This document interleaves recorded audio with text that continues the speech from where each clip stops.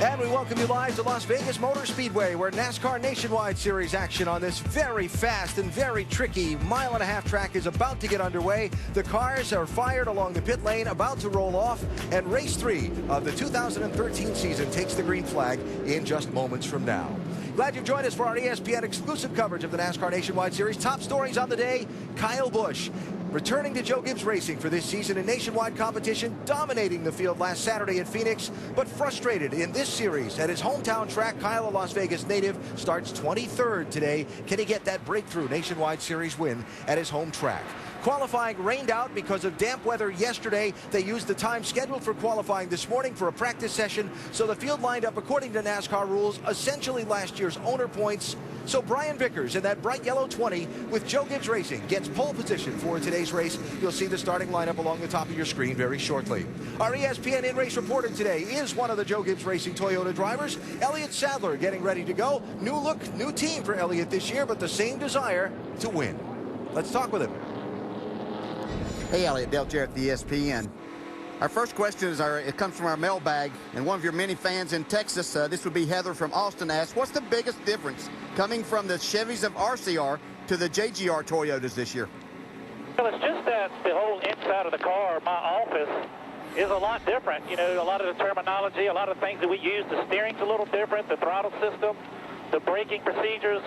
It's just working, going to work in a different place, in a different environment, but very happy with it so far. I'm still learning kind of as we go, and I think each and every race we get to, we're actually going to get better and better and get more comfortable for knowing what we need to be fast in the race.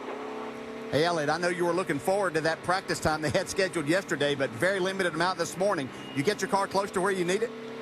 Well, we definitely wanted more practice time than we got, only 30 or 40 minutes this morning for our interstate batteries car.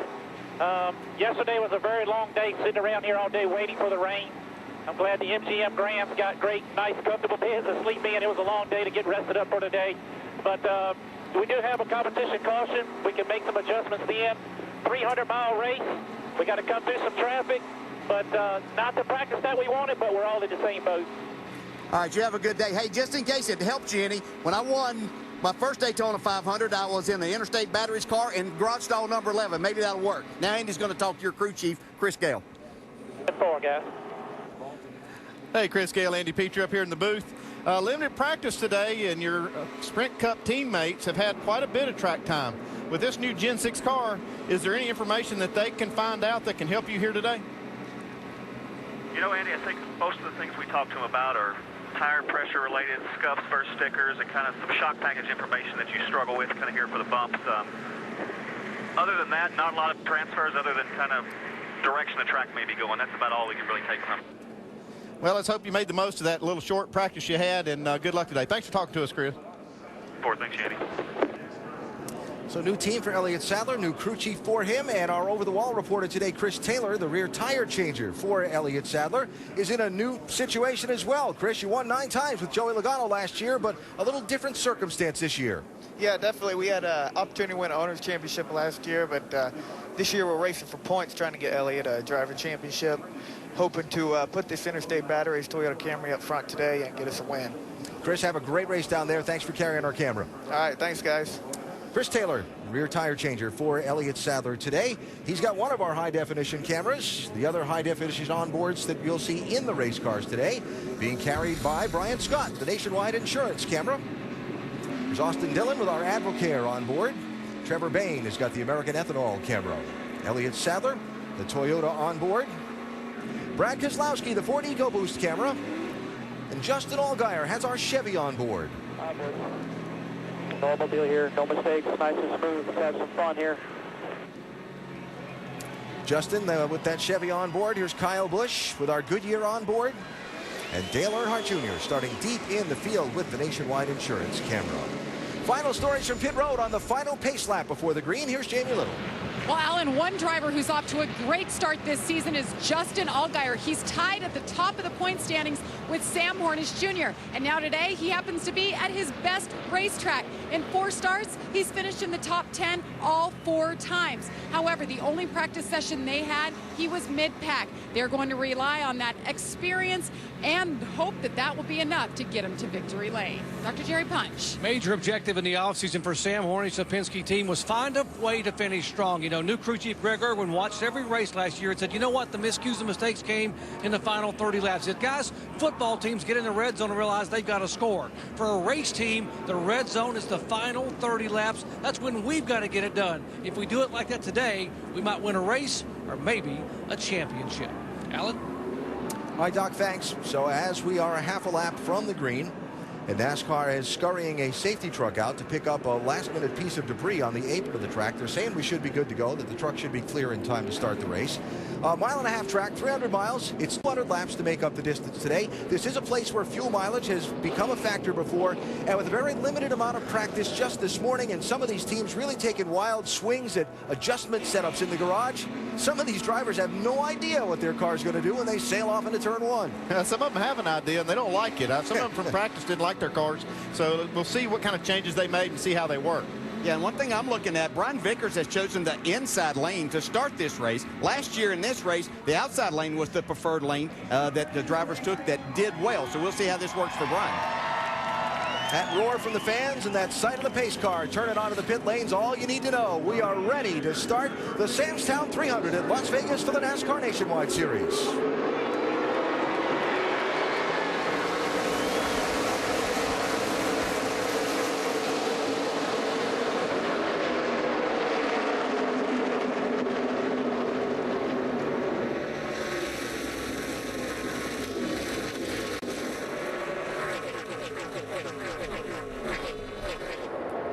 Vickers inside in the yellow car. Outside is Bain in the 6.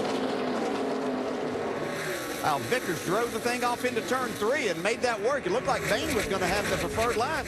Yeah, the turn through turns 1 and 2, it looked like Trevor Bain had the advantage, but Brian Vickers took that lead on purpose. Whoa, Justin Allgaier, hang on to that 31. That was close. Had that thing sideways at the start-finish line. That I said about some of these guys had no idea what their car was going to do, especially when you get bumped. Yeah, he was one of those cars that wasn't that great in practice, but boy, that'll help you get loose. Yeah, that could have been really big right there. Ty Dillon in the 33 today for Richard Childress Racing. Third place, Brad Keselowski, 22, on Trevor Bain in the 6. He's picking that 33 right there. We'll have to watch that car. He could have got some damage on that right front and could have possibly damaged right front tire here.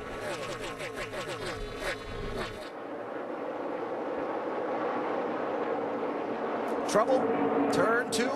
Eric 4 drop down all the way to the apron. Transmission just blew. Something just broke here. I think we blew up, guys. Eric said transmission in that 14 car. That is the team car to Mike Bliss that had a transmission problem in practice today. It had a lot of smoke coming out the exhaust pipe. Usually you don't see that when a transmission fails. We do see the yellow flag just 3 laps into this race, continuing a trend here at Las Vegas of a lot of caution flags in these races in the first dozen laps. Yeah, that's Eric McClure. Going, look, you notice he's got a problem when he gets into the corner. You see most of the smoke coming out the right side of the car.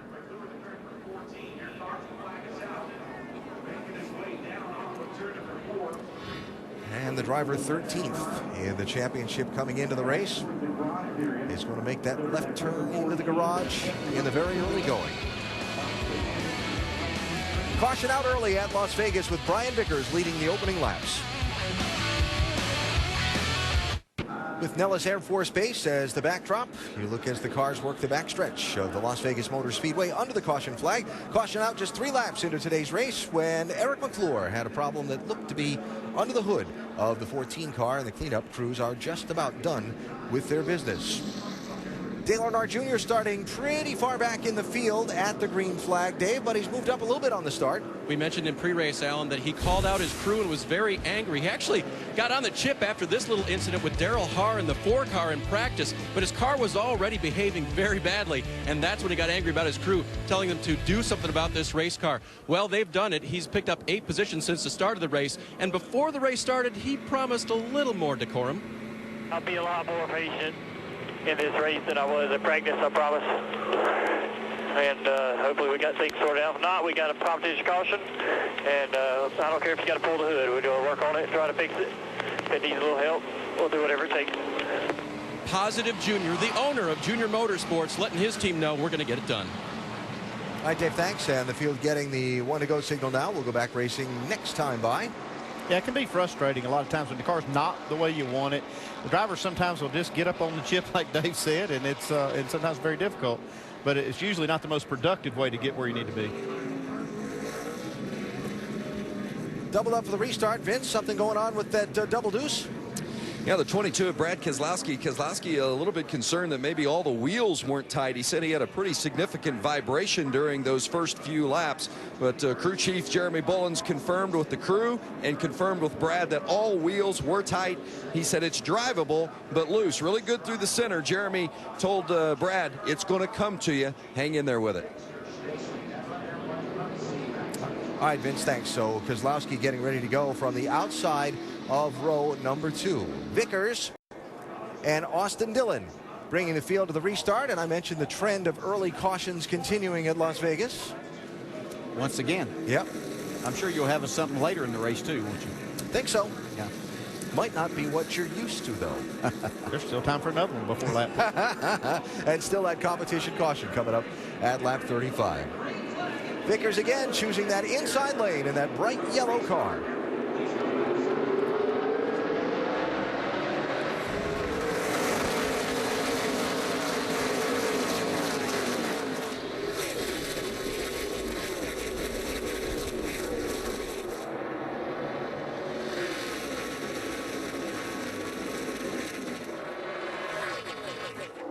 Austin Dillon on the move in that 3. See, both times down in 1 and 2 on the bottom that Vickers wasn't able to go very well. 3 and 4, though, he's having no problems. See if he can beat Dillon back to the line here. Dillon would like to have his point for leading a lap 2. Believe he's going to get it. Yes, sir. He did lead that lap. Still at your door.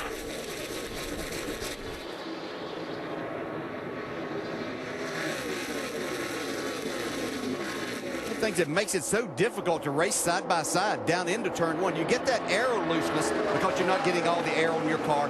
Then you add in the bump factor that's there. Makes it very difficult. But you see Vickers, though, was able to negotiate it very well that time. Take the lead back. It is kind of weird to see the cars just kind of like skittering through the corners sometimes the way they appear. Yeah, and you see a lot of cars are worse than others, and that's what most of the cars that struggled in practice are struggling with that. Regan Smith in the 7, I talked to him in the garage after practice. He said he almost needed a mouth guard that the bumps were so rough with his race car. Second place, Brad Keselowski 22, Austin Dillon 3. Chasing down the mystery of the early vibration for the 22, but it certainly isn't costing him any speed.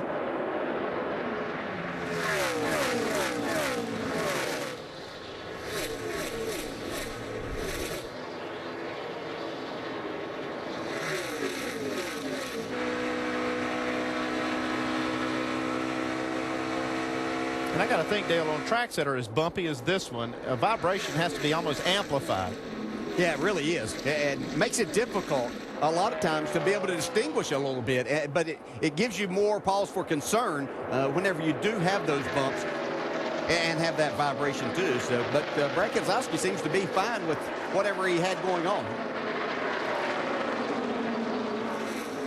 7, Regan Smith, 31.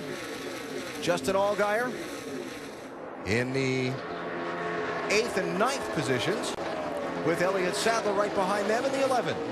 I don't think any of those 3 drivers we were just showing were totally happy with their cars in practice. They'll probably look forward to that competition caution. One thing that happened, though, is the Cup cars got 2 practice sessions on the racetrack after the Nationwide cars were on it. So I think that the track has changed some, and it may have come to some of the guys that were struggling in the first practice.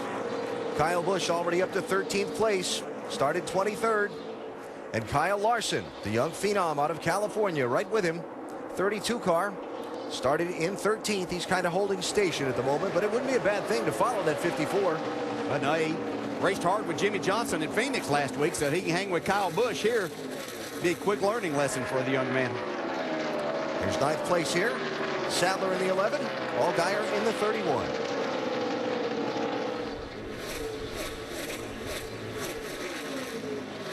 But Elliott and I were teammates at Robert Yates Racing.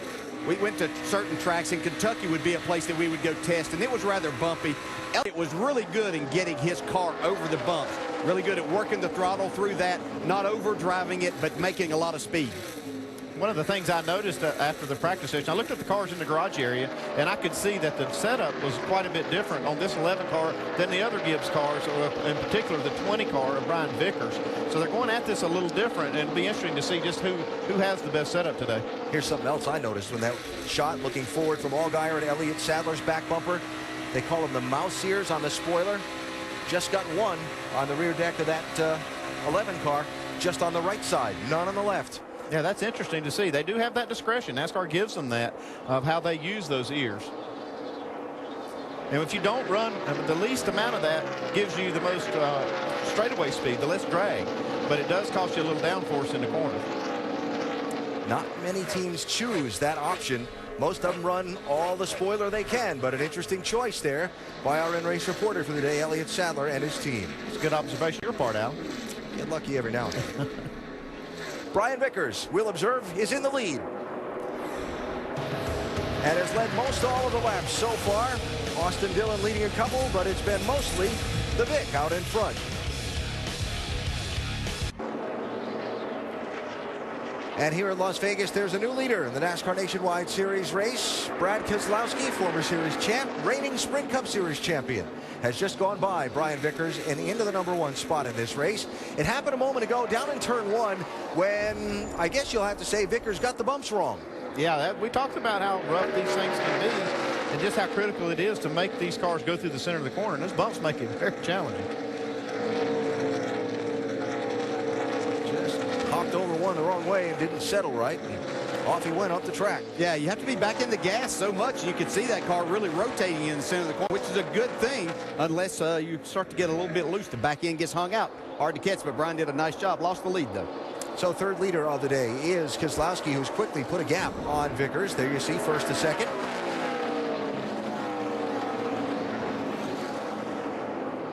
And this for 4th, 5th, and 6th.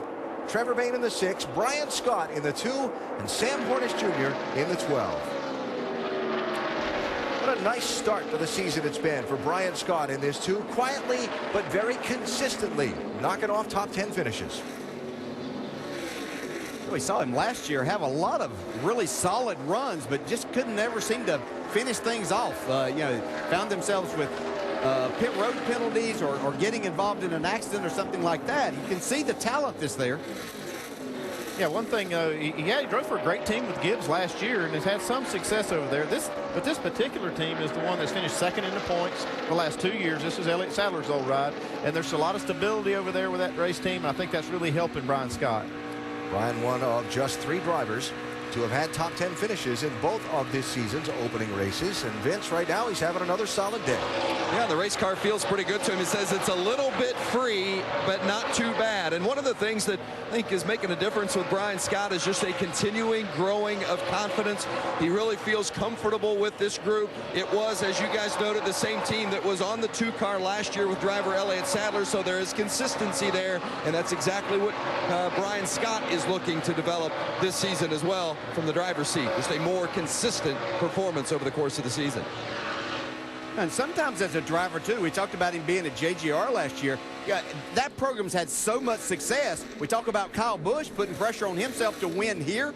Well, Brian Scott, I'm sure, was putting pressure on himself, trying to get a little bit more out of it at times because of the amount of success this race, or that race team, that organization has. So I think he feels pretty comfortable where he's at right now. Kyle Busch, speaking of. Racing his own race car there in the 77 with Parker Kligerman. That's the car that Kyle owns. He's driving the 54 for Joe Gibbs. interesting to note, we were talking about those, a lot of folks, including some NASCAR officials, call them mouse ears. We're owned by Disney, so we like the term. But some call them spoiler extensions on the back of the car. It looks like the Joe Gibbs cars are running just the one, and about everybody else in the field has got them on both sides of that back spoiler. Yeah, that is interesting to see, and that does, like I said, it carries a little more speed with it, raw speed, but it may hurt them in the long run. If they make a long run, you lose a little bit of that downforce, and right now we see Brad Keselowski. He ran the fastest lap on the racetrack last lap. He has both of those ears on his spoiler. Steady march forward for Kyle Busch today, Doc. Sure is, Alan. He's up 16 spots in 29 laps. Remember, Kyle told me during the pre-race, he said, I'm going to be patient today. I know what happens here. I end up wanting it too bad and making a mistake. He said, after practice also, we moved our chassis set up closer to my teammate, Brian Vickers. So right now, Kyle says the car is very, very loose. They're going to make an adjustment at the competition caution at lap 35, but loose or not, he's moving forward. You saw the scoring serial on Kyle there. And tying this all in, the discussion with Brian Scott and Kyle Busch, and Kyle talking about trying too hard to win one of these races at his hometown track, and maybe that all ties back into Brian Scott as well. So Kyle in the opening laps, 23rd to 7th now. Darrell Haar in the 4, black flagged for not meeting the minimum speed. He's reporting to pit road. And Brad Keselowski with that much of a gap on Brian Vickers and Austin Dillon with a competition caution about 5 laps away. Austin Dillon's back in the picture here now. He had fallen back a good ways, but looks like he's got a car that in the long run may be a little bit better than the front runners. That's one of the characteristics I've seen out of Austin Dillon the last couple of years. He seems to not necessarily run the fastest after restarts or the start of the race, but when it gets into the meat of the run, he seems to be one of the better cars that can make lap times. And it looks like his car's really good at this point, Dave. It is, Andy, and DJ, you were right on, too. He knows his car is better. He's just been kind of stalking these guys and not pushing it because they know this caution is going to come out at lap 35. So just a little bit free right now for Austin Dillon, but he's very confident about his race car today. I always love looking at these shots and how the different drivers go about the same thing behind the wheel. Hand positions, how they use the different muscles in the arms and so on. And the one thing I noticed is just how rough the car is. You can see it from inside the car with the drivers. You can see how the bumps transfer into the steering wheel and into his arm. Heard from Travis Pastrana before the start of the race. The report from pit road saying it was an important for Travis Pastrana. We got that from Vince. Travis up to 22nd now. And you can't overstate the difficulty of the transition that Travis is making and learning these fast, high-speed racetracks under the glare of the spotlight. Yeah, and one thing he needs to do right now is a couple of more solid laps. The leader's not far behind him, but I think he's going to be able to stay on the lead lap. That'll be a big plus for him to be able to do that, then get in and make some adjustments here in just a couple of laps when we have the caution. Johanna Long right behind Pastrana there. And there is the leader, that 22 car of Brad Keselowski. Yeah, we should see the competition caution after most of the cars finish this lap. This is lap 35 when they said they were going to have that competition yellow. The way NASCAR does it often is they will let the leader complete that 35th lap, and then after the lead lap cars mostly cross the start-finish line. That was close. They might have a caution anyway. For clarity of scoring purposes, they'll wait till then to put out the yellow flag. Scott Lagasse Jr., backup car in that 8. After a crash in practice earlier this morning when Mike Bliss had a transmission failure right in front of him on the track.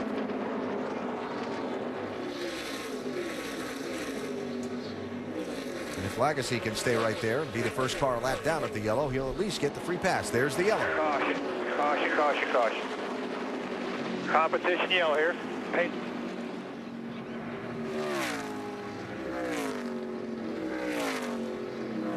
So second yellow of the race. This one a NASCAR competition caution because the teams didn't get much practice earlier today and get the teams an opportunity to both get a look at the tire wear on their cars before anybody goes too far and finds out they've got an issue, and adjust the handling if they perhaps do have a problem.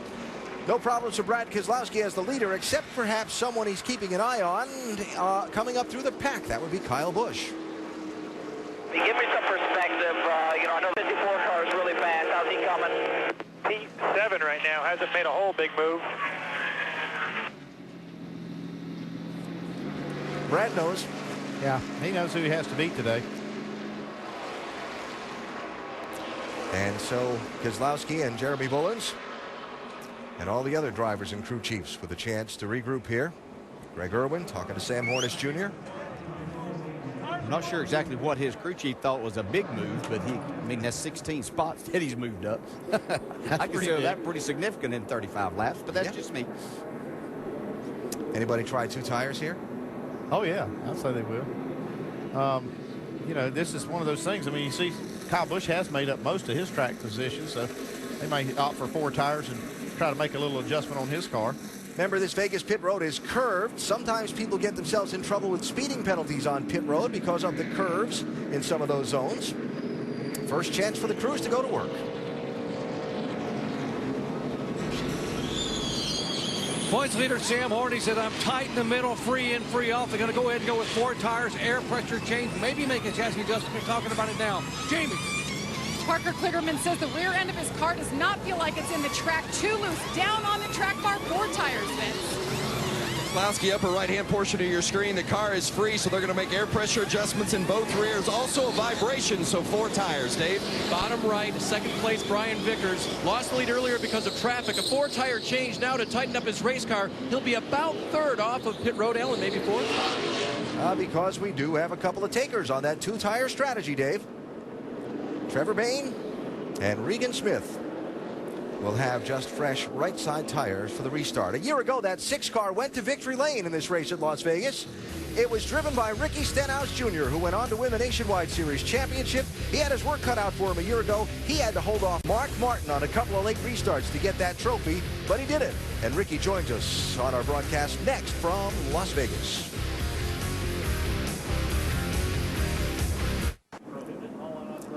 Working the second caution of the Samstown 300 for the NASCAR Nationwide Series. Race 3 of the year for the cars and drivers hoping to displace Ricky Stenhouse Jr. as champion. I'm trying to tie this all together here, and I might have talked myself into a corner.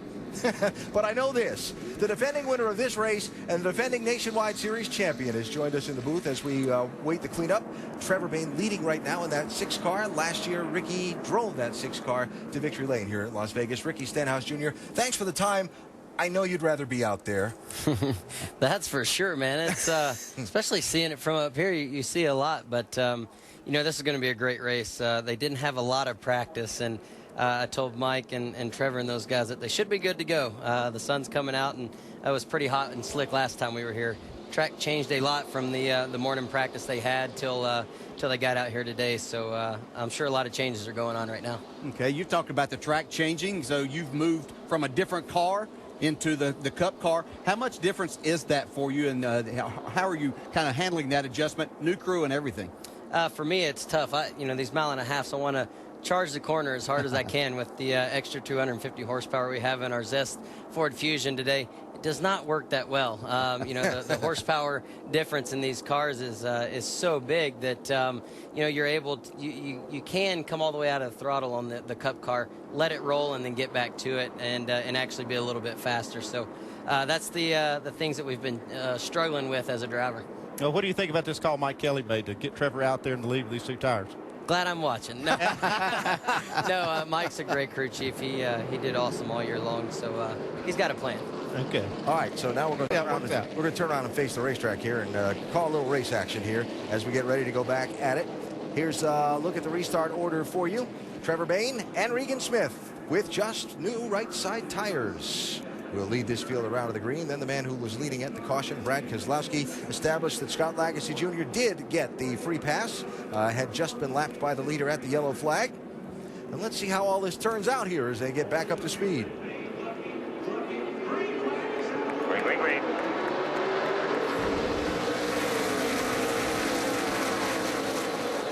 Kyle Busch 3 wide on the apron to turn 1.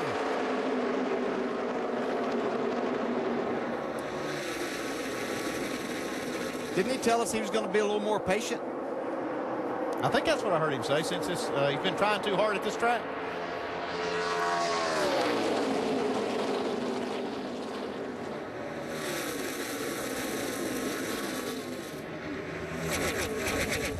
I just holding my breath to see if they all made it back around. Bayne leads. Vickers on the move down low for second spot. Ricky, I know that you got put in that situation a number of times. 2 tires last year, or over the last 2 years, get you track position, but everybody else gets 4. What goes through your mind in a restart situation like that? The restarts, man, you can't spin the tires. That's the major key, and you want to clear the guy on the outside of you so that you can get up there, get in your rhythm, and really hit your marks and really try to pull away from these guys. You see these guys on restarts get fanned out, running the bottom here on the apron on the front straightaway, and it really slows them down. So if you can get out there, get a jump on those guys, you can really set yourself up nice. Yeah, we've seen a lot of times that 2 tires can actually be worth more speed to just having 2 over 4, having the clean air, than it would be to have the 4 tires. That's for sure. It's these race cars these days, we're going so fast. The clean air means a lot. You can see the guys back in traffic behind the car. Their noses are a lot higher. The splitter's a lot higher off the racetrack, and when that happens, you just lose all downforce, and the car doesn't handle as well. So with Trevor jumping out on that restart, getting out in the lead, that clean air, you see Regan Smith is still sitting second right there. So 2 tires are not much slower right now.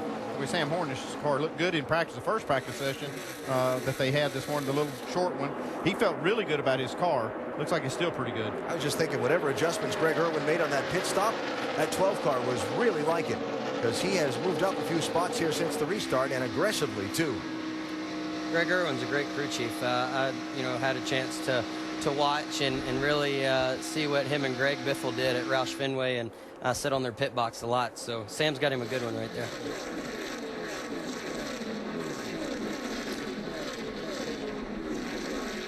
Good look at the field. Pick out your favorites, see where they're running. So far, I kind of like the call what you're seeing. Both those cars staying out front on those 2 tires. Regan Smith, I talked to him in the garage after that first practice session. He said the bumps were so rough and his setup was so harsh that he needed a mouth guard for the bumps just to go over. Coming to a racetrack only once a year, it seems like every time you get back there, this place is a lot rougher than I remember, but I think it's because we just only come here once a year, so we don't get that reminder, twice a year. So are those bumps magnified somewhat in your opinion now with the Cup car, with all that horsepower you're talking about? I do believe so. I think riding on the bump stops compared to the cool-bound springs that they run over here on the Nationwide side seem to really affect the handling of the car for the Cup cars, and definitely remember it being a little smoother in the Nationwide car. Well, we saw Kyle Busch make that big charge up from 23rd into the top 10 in the opening laps. We saw him make the 3-wide move on the restart a minute ago, but Kyle has settled back into line right now in 6th. Still by himself 4 here. Right here, be clear. Clear. Right wind. Just stop talking. Stop. Your radio is horrible. Throw it away. I know exactly where he's coming from there. It seems like not too long ago I was thinking the same thing, and so I just hit the radio button there at Homestead. But for a driver, Dale, you know how it is. It's when you're out there and somebody's radio isn't working, I don't think there's anything more frustrating than not being able to hear and somebody talking to you just constantly. It gets pretty annoying at times when you can't hear what they're saying. Yeah, you should have heard me talking to you at Homestead, the way you were racing. Austin Dillon by Kyle Busch. Yeah, I think Kyle's got more problems than his spotter's radio right now. I believe he's fighting a Neil Handling car. You can see right there another twitch. When we were with him riding inside a while ago, you could see him make that adjustment. I think that was in the middle of 3 and 4 last time.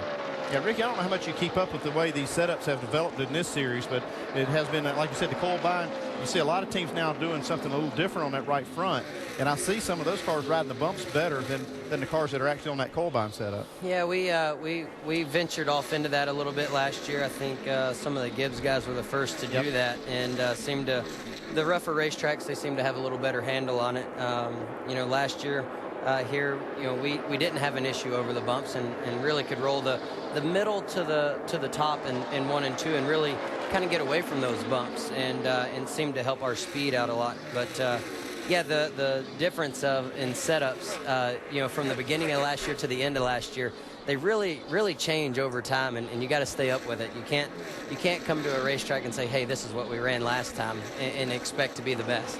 Ricky Stenhouse Jr., the defending NASCAR Nationwide Series champ, the defending winner of this race, then driving that Roush number 6. Trevor Bayne is leading today behind the wheel of that car after a 2-tire strategy call by his crew on their last pit stop.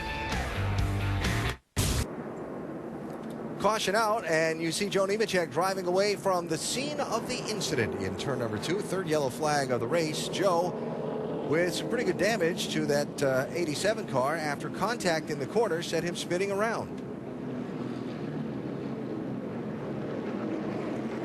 There is the other car with pretty good damage on the right side of it. Think those two are related? I think they might be. No doubt. We'll have a look at that in a minute. First, the field coming to the opening of pit road, which is open. Oh boy, this is going to shuffle things up. The leader, Bayne, in. A lot of the other top 10 not in.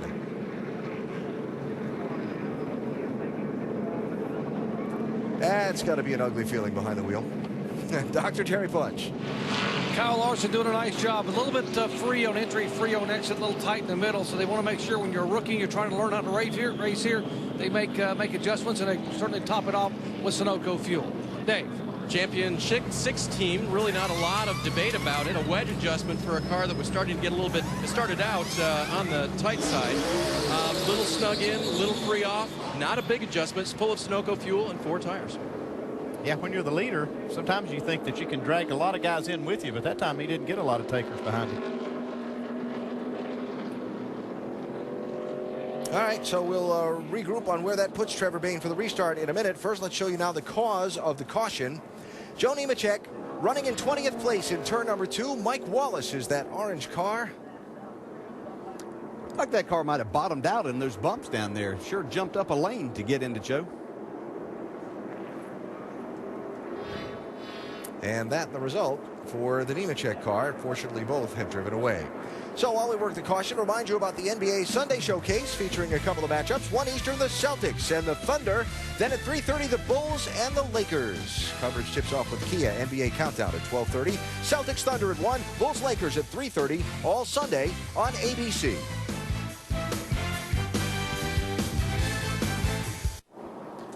Doubled up for the restart. Trevor Bayne led at the caution flag. Now he's back in 15th. I figured they would come down with me, but they all just kept filing out. What do you need from me here? Do you need me just to wait for them all to pit, or do you want me to try to drive up through there? I mean, what do you need? No, we're here to race. 10-4, but I was just saying I didn't know if you need me to save fuel or anything like that. That's why I was asking. No, we got them on fuel now. All right, brother. There you go. Ricky Stenhouse Jr., the defending nationwide champ, with us as we go green and we go 3 wide. Sam Hornish to the bottom in the 12. Sam Hornish is definitely not scared to take some chances. You know, when we were able to race with him the last couple of years, he was fun to race around. So he's always a fun one to watch. Regan Smith in that 7 was the first one to choose the outside there when you had the choice. See if he's not able to make it work. Looked like Hornish is going to take the lead. I really thought the outside would pay off. I think last year when we were here, we restarted on the outside and was able to hold Mark Martin down there on the last restart and really get out and get away from everyone. So, you know, I think when you get put 3 wide there going in turn 1, I think it really kind of messes 7 up. So Hornish now the leader, racing for second. Vickers in the 20, Regan Smith in the 7, and Brad Keselowski right there in the 22, along with Kyle Busch in the 54. Yeah, it looks like Kyle Busch's car has a little bit of new life in it after this restart. Closer to the front. Yeah. A little more clean air on the nose of that thing. Yeah, I was thinking as I saw him go towards pit road that he really wanted to get in and work on his race car, but I don't know if he found something inside there or had a talk with himself maybe. You ever do that? There was times that you could say I was talking to myself.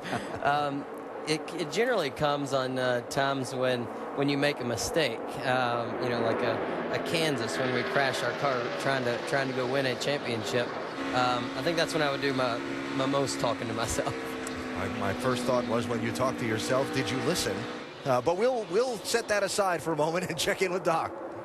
Yeah, watching Kyle Busch here try to battle for position for 3rd spot, or Kyle trying to battle a 22 car, Brad Keselowski. Kyle said on the radio a moment ago, he said, you know what? He said on the previous restart, this car went from a 1.5 tight to wrecking loose. And let's leave it alone and see what we can do. He's going to change a line if he can get up there. And now he's underneath the white line on the bottom of the racetrack to try to adjust the car. And right now he hasn't said any more about it getting loose or sideways. And if he does get loose or sideways, Brad Kay will be the first to know. Hey, you're right about that, Doc. So Kyle Busch there racing Keselowski for position. That's 4th and 5th, with Austin Dillon in 6th in the 3 and Brian Scott 7th in the 2. Hornish with that move for the lead on the restart, driving down below that white line. We saw Kyle Busch try that earlier in the race. The transition at some racetracks when you get down below that line from the banking that there is in the tri-oval to the flat that there is on the apron is maybe a little more severe than it is here. Yeah, here at Las Vegas, it's a pretty smooth transition. You'll see guys doing it all day long. You know, it's funny. It's, you know, say like a Phoenix, it's really harsh, and we still do it. So yeah. I don't know if there's anything that we can learn. It seems like we just keep pressing the issue. And sometimes it doesn't even look any faster. And I noticed that at Phoenix, and when Kyle did it here, it didn't seem like he really gained any ground. It was just, you know, maybe a little less feet to go down the front straightaway. But and if you don't clear that and make that pass, you've got a terrible angle into turn 1 then, where the bumps are the worst, right? Definitely. It's you can see the guys running the bottom. The bumps are really bad on the bottom, but it seems like everybody's got their cars handling pretty well over them. You know, I think you see Brian Scott catching Kyle there. He transitioned over into that 2 car, and they seem to have some speed here at Las Vegas. Yeah, Las Vegas is one of Brian Scott's best racetracks, and I think, like you say, the RCR cars and the way he's transitioned into them is playing into his favor, but this is one of his best tracks. Brian, one of the championship hopefuls in the NASCAR Nationwide Series, one of the championship hopefuls, in fact, tied in points for the championship lead starting the day. Justin Allgaier dropping back just a little bit, while Trevor Bayne has just moved past him in that 6 car and works on Pastrana in the 60.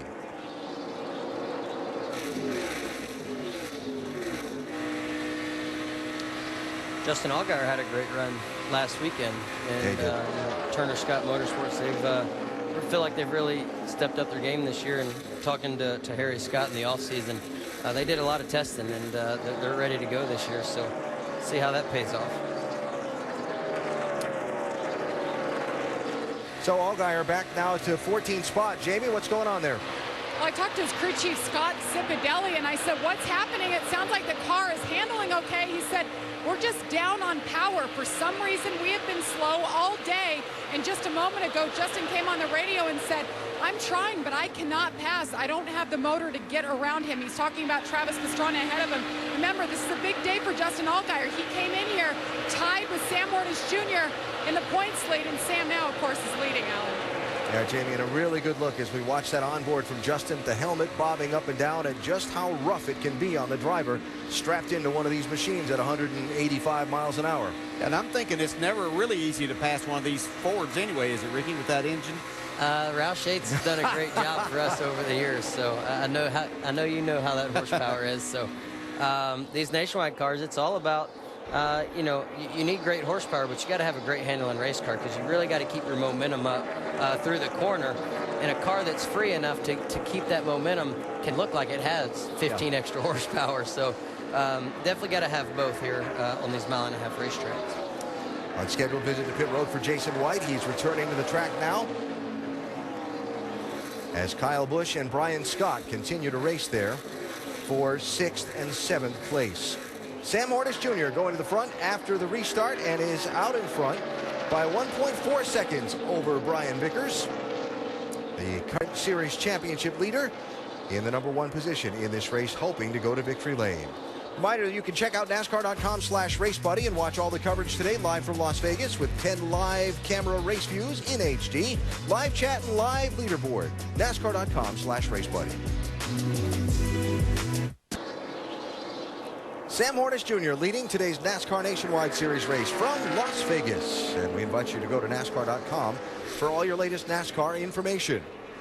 We are over a third of the way through the race. Hornish taking the lead just after a restart a little while ago. He's got 2 7/10 seconds on Brian Vickers. Brad Keselowski is 3rd. Austin Dillon is 4th.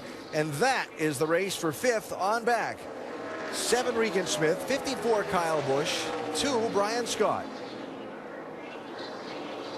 Trevor Bayne leading at that last caution flag.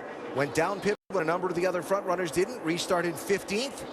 And in that 6 car now, Bayne is running in the 10th position, having just passed Ty Dillon in the 33 to get that spot. See Kyle Larson in that 32. Ricky, have you had a chance to race with him in any series? We have ran some midget races together. Not many. You know, I haven't been able to go run as many dirt races as I had want to, but he's definitely a great talent, and you know, he can jump in any race car and figure it out. Oh, is that trouble? Robert Richardson, and the caution's out. You're good. All set. Whoa, hang on there.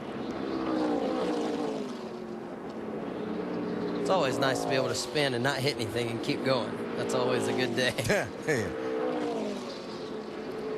So 4th yellow flag is out at lap 81. And I'm just thinking back now to the last yellow when Trevor Bayne gave up the lead and came down the pit lane and wound up back in 15th. Now, if you're Mike Kelly in this team, or if it's you behind the wheel of this 6 car this time, you're in 10th. I would say they're going to come down and get 2 tires at least and try to gain some of that track position back. But, you know, they ran quite a few laps there, so I don't know. I'm not a crew chief. I tell Mike that all the time. Last year, I said, you handle it.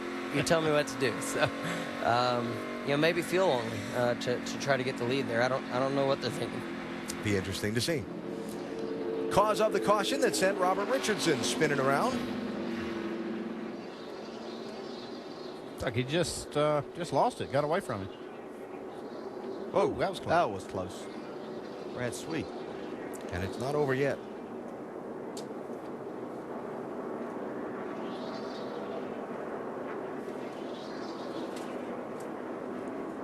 And then that 51 car came back and had to gather it up as well right there. Brian Sieg behind the wheel of the 51 this week, continuing to fill in for Jeremy Clements, who remains on suspension. 51 does get the free pass at the caution, and the pit road is open here for the race leaders. The stops will be at the conclusion of lap 83. Let's see what it's going to be. Particular interest in the 6 car. Doc, you're up first. All right, Sam Hornish, Allen says he needs to turn better about the first third on entry. He needs some help on drive off, so they're going to make a track bar adjustment, make an air pressure change to help him drive off, and hopefully get it completely full of Sunoco fuel. Vince. Bottom left of your screen, Brad Keselowski says the balance is neutral. The car's a little better, but it's not faster, so they're going to put some of that air pressure adjustment from last stop back in the car. 4 tires. Dave? 4th place, number 3, Dillon. He had a good race car at the end of the run, so no chassis adjustments for him, full of Sunoco fuel. 2nd place, Vickers, 4 tires, half down on the track bar. And some strategy indeed being played on the pit lane, including, did I hear somebody say maybe get fuel only on the 6? Who said you weren't a crew chief? Well, it's easy to do it from up here, right? Yeah, it is. No real consequences, huh, from even if it didn't. Hey, Ricky, thanks for your time. Really appreciate it.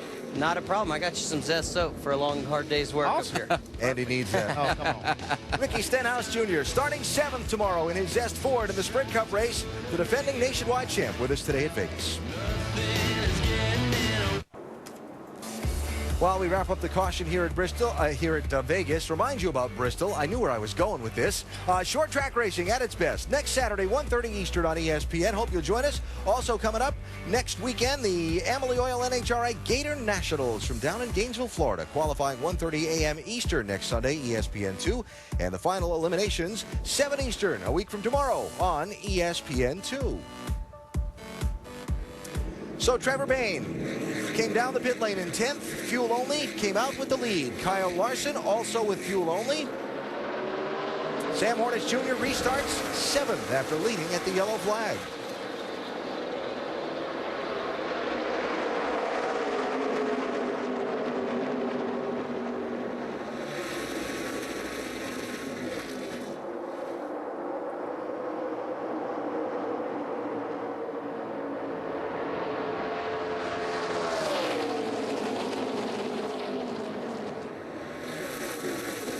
Oh, trouble. Larson in the wall, Bain in the wall, and the caution is out. Heard the car. Mike, he put it on my door. The 6 got extremely loose right there. Man, that's a shame. Racing for the lead in turn 4. And now both with damaged race cars. Looks like Larson got the worst of that. Yeah, that's exactly what we were talking about earlier in the show, that you're running so fast, and with the aerodynamics, you can see the 32 get kind of down on the 6, really got him loose.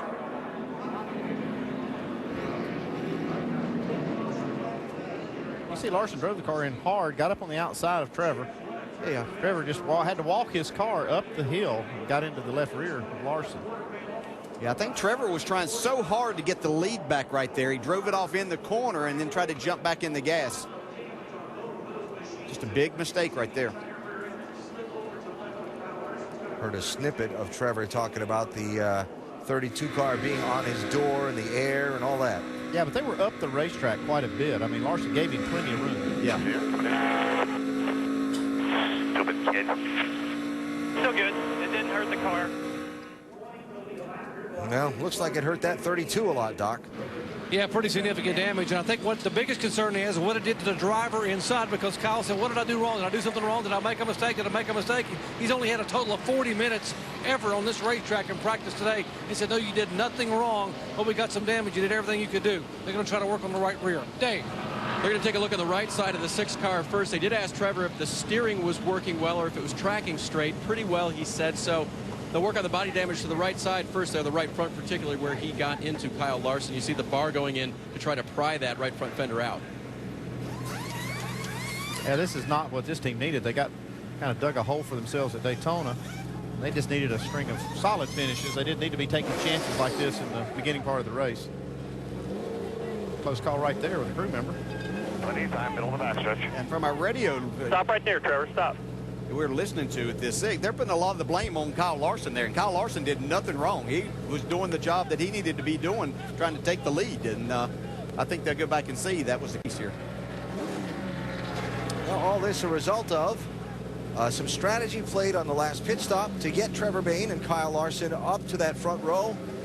And then a race for the lead gone wrong in turn number 4. That's put us under the caution for the 5th time. Both cars returning to the racetrack after attention by their crew. This time, Bayne returning to the racetrack. Brett, are you ready to go? You got your helmet on? All right, Brett, you...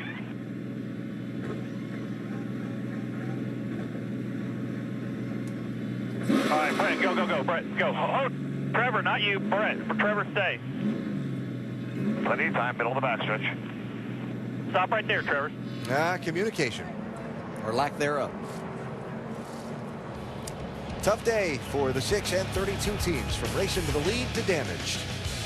Back live, Las Vegas Motor Speedway, doubled up for the restart of today's NASCAR Nationwide Series race. Still shy of halfway, and a little twist in the story of the day. When racing for the lead a moment ago, Trevor Bayne and Kyle Larson tangled in turn 4. Both cars have visited the pit lane twice.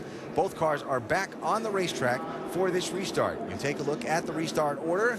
Brian Vickers in the 20 is the leader and is the command car for the restart, if you will. It's chosen the outside lane.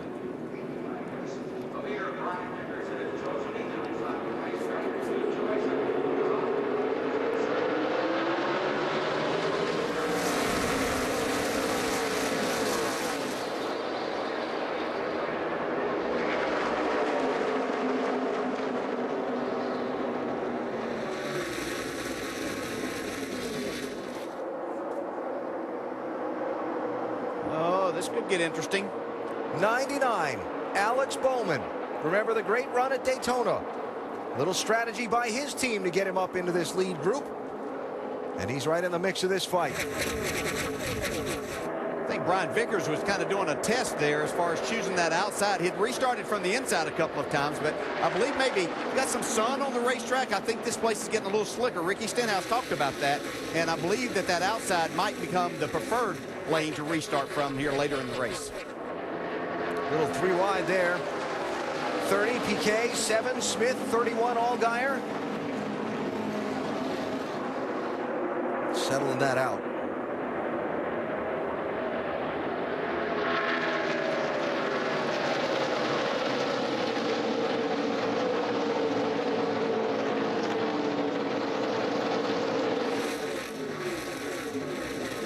33 car in the middle of that. Ty Dillon having another solid run. Here's for the lead, Sam Hornish Jr. That 12 car really looks strong today. Looks like he's the car to beat.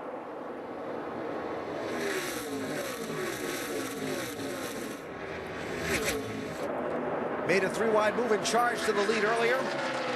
Shuffled back by others' pitch strategy on a caution flag. Now has driven his way back to the front.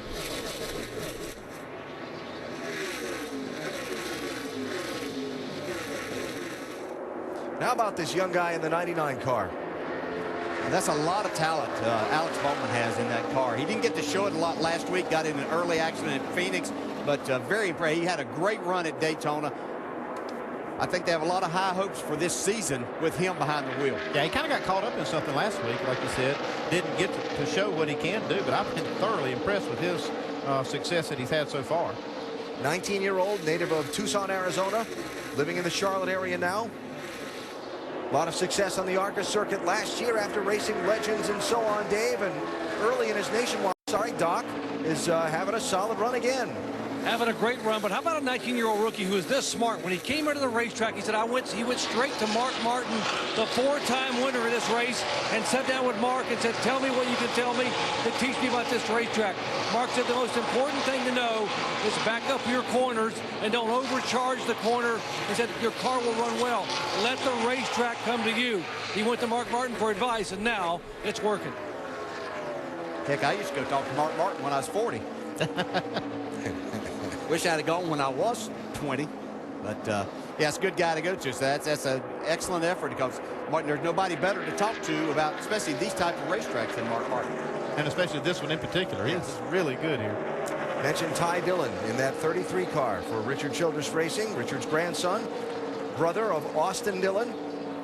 Had such a great shot at the NASCAR Nationwide Series Championship last year, did Austin, while Ty was NASCAR's Camping World Truck Series Rookie of the Year a year ago.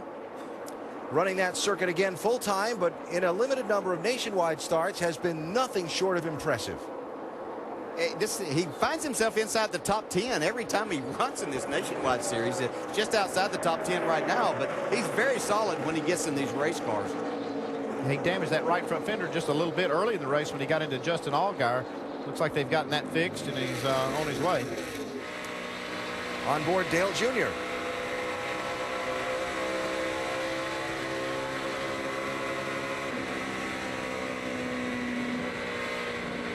See, from that angle, he's not afraid to drive it off in the corner. Dale Jr. started way back in the pack, and you could see he's made his way up. Running 13th now, was running 10th a little while ago. They get a little harder to pass the closer you get to the front. Definitely. Be interesting to watch Ty Dillon if he gets in behind Dale Earnhardt Jr. here. You can see Jr. doesn't get down into the corner nearly as hard, but he'll get back to the gas sooner, carry a lot more speed off the corner, which is going to be a better way to save your tires and make passes here. Yeah, that's exactly what Doc said about Alex Bowman when he went to talk to Mark Martin. That was the advice that Mark gave Bowman, and it looks like that's what strategy or whatever that Earnhardt is employing here. He's just soft pedaling in the corner, carrying the momentum through the middle and the speed off the corner. Watching the dueling Dillons here. Austin on the right, fighting for third place with Brad Keselowski, while Ty on the left, involved in this fight with Allgaier and Earnhardt Jr. for 10th place. Elliott Sadler trying to work his way further forward. 11 car passing Alex Bowman in the 99 here. Having a conversation with Elliott yesterday and over the week. The adjustment is a much bigger transition than he kind of thought, because they do things so much differently. But you know, they finished 5th last week, but they were very happy with that. They didn't do any testing really over the winter with these cars as they were building cars and getting ready. So they really were hoping to get a lot of practice yesterday to get some testing under their belt. But another solid effort here for him in this team.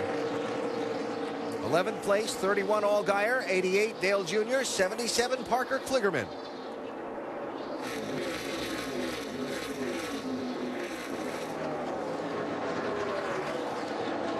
And tucking into the back of this fight, Brad Sweet, driving the Junior Motorsports 5 this week. He'll make about 17 appearances in that car through the course of this season. Looks like Justin Allgaier in that 31 car has his hands full today. He didn't seem too optimistic when we heard from him before the race started. I'm not sure they've made it too much better for him. Yeah, I think he's really struggling with the rough racetrack. We saw some of the onboard footage of him with those bumps and how it goes through the steering wheel. I think it's really upsetting his car.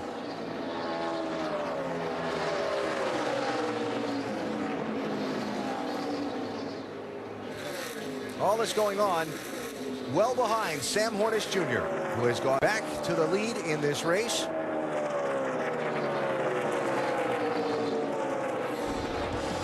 There is Sam in the Penske 12. That Ford Mustang out in front for the second time in this one and looking strong.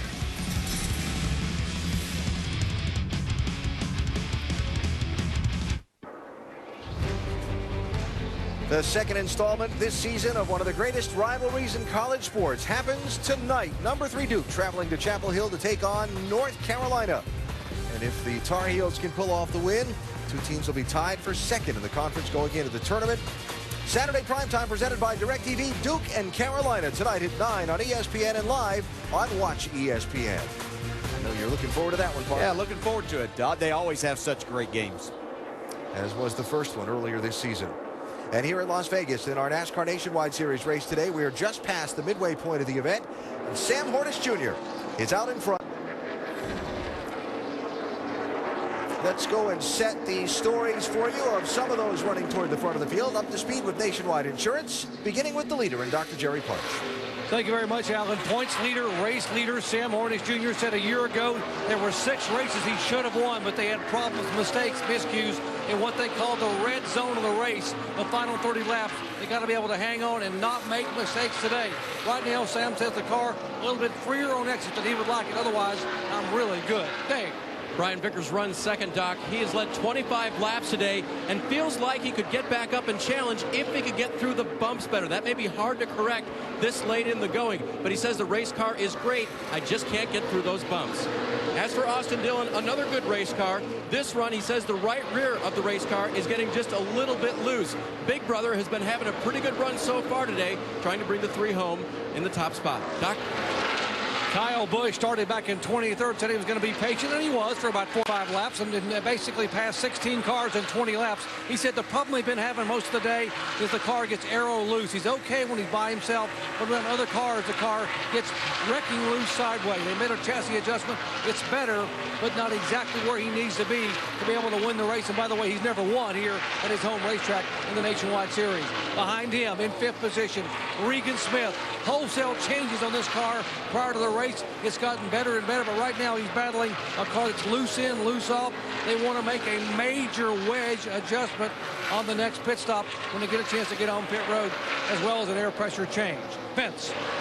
Well, in the 11 car of Elliott Sadler, he has on scuffs this run, and he says it is the loosest his car has been all day. He says he hopes it starts to come to him, but he's not too optimistic with what he's had right now during this run. Now, big problems for the 22 of Brad Keselowski. We're going to follow up on Keselowski in a moment, but first let's go to Doc. How about the 19-year-old Alex Bowman, the rookie, leading rookie point, finished 3rd at Daytona. Came in and took only right side tires on his last pit stop. He has not had left side tires on since lap 58. Kid doing a great job. Remember the advice from Mark Martin. Be gentle with the car and be gentle with the injury on the racetrack. That'll help you take care of your tires. Alan. From 9th place, Brad Keselowski hits the pit lane. Vince alluded to big problems on the 22 before. Follow up on that, Vince? From the very beginning of the race, Brad Keselowski has reported a vibration. He says the vibration is getting much, much worse now. He says he doesn't think it's the engine or even tires. They changed 4 tires on that initial stop. He says maybe it's the right front shock. Also concerned about the fact that his gauges were pegged just before he came in. They were concerned about debris on the grill. There you see him cleaning off the grill a little bit, but some definite concerns for the 22 of Brad Keselowski. Yeah, that pit stop right there was probably more for that temperature problem that he had to get the grill clean than it was for the vibration. But they'll take a look at, as we watch the leader go 3 wide on some lap traffic right side of the screen.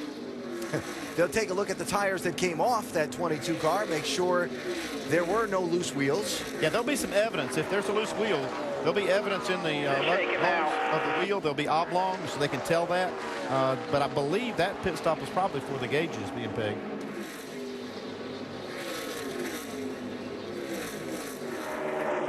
The usual post-pit stop review. Find any evidence you can to try and pinpoint the cause of the problem. So Brad Keselowski back on track right now, a lap down, 24th place for the 22. Got a lot of race still to go. Just got a couple of cars ahead of him, one lap down. Never know. Well, Keselowski pitted about 20, 25 laps sooner than most of these cars will have to come down pit road under green. And if they do come in under green, it'll kind of work itself out for him.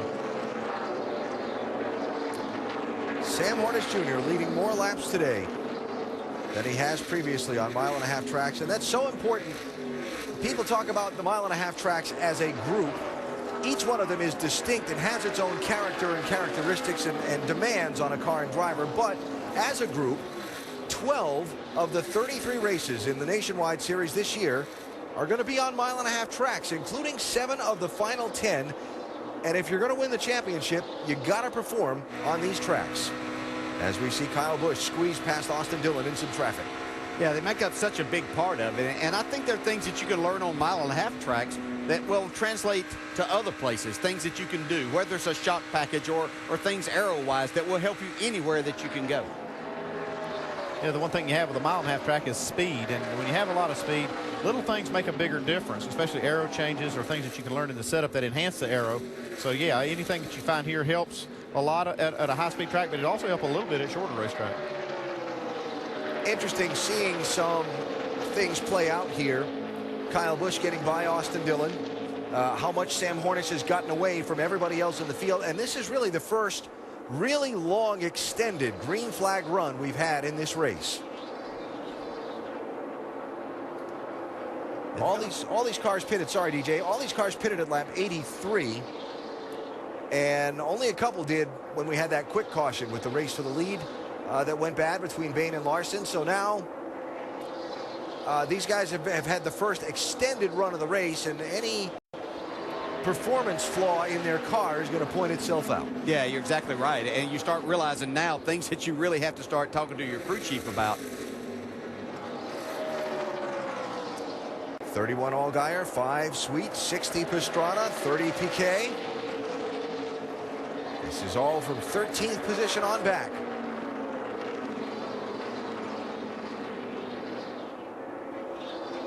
NASCAR Nationwide Series today at Las Vegas Motor Speedway as Travis Pastrana has a little bobble in that 60 car. Shoot, that's nothing what he's used to. Yeah. Just joining us, just past halfway in this race. We've seen 5 caution flags so far. Stories on the day. Sam Hornish Jr.'s led a lot of laps in this one, been very strong. Trevor Bain had a couple of shots at the front, but he and Kyle Larson were involved in a crash racing for the lead. They'll both have continued on their way. Sam not having won in over a year now, and if he wants to win the championship this season in the Nationwide Series, needs to win races. He's got a good one underneath him today. Yeah, he's got a 4.2-second lead over Brian Vickers right now. That 12 cars look strong actually from the start of practice today, and it doesn't look like they've lit up any so far, Doc.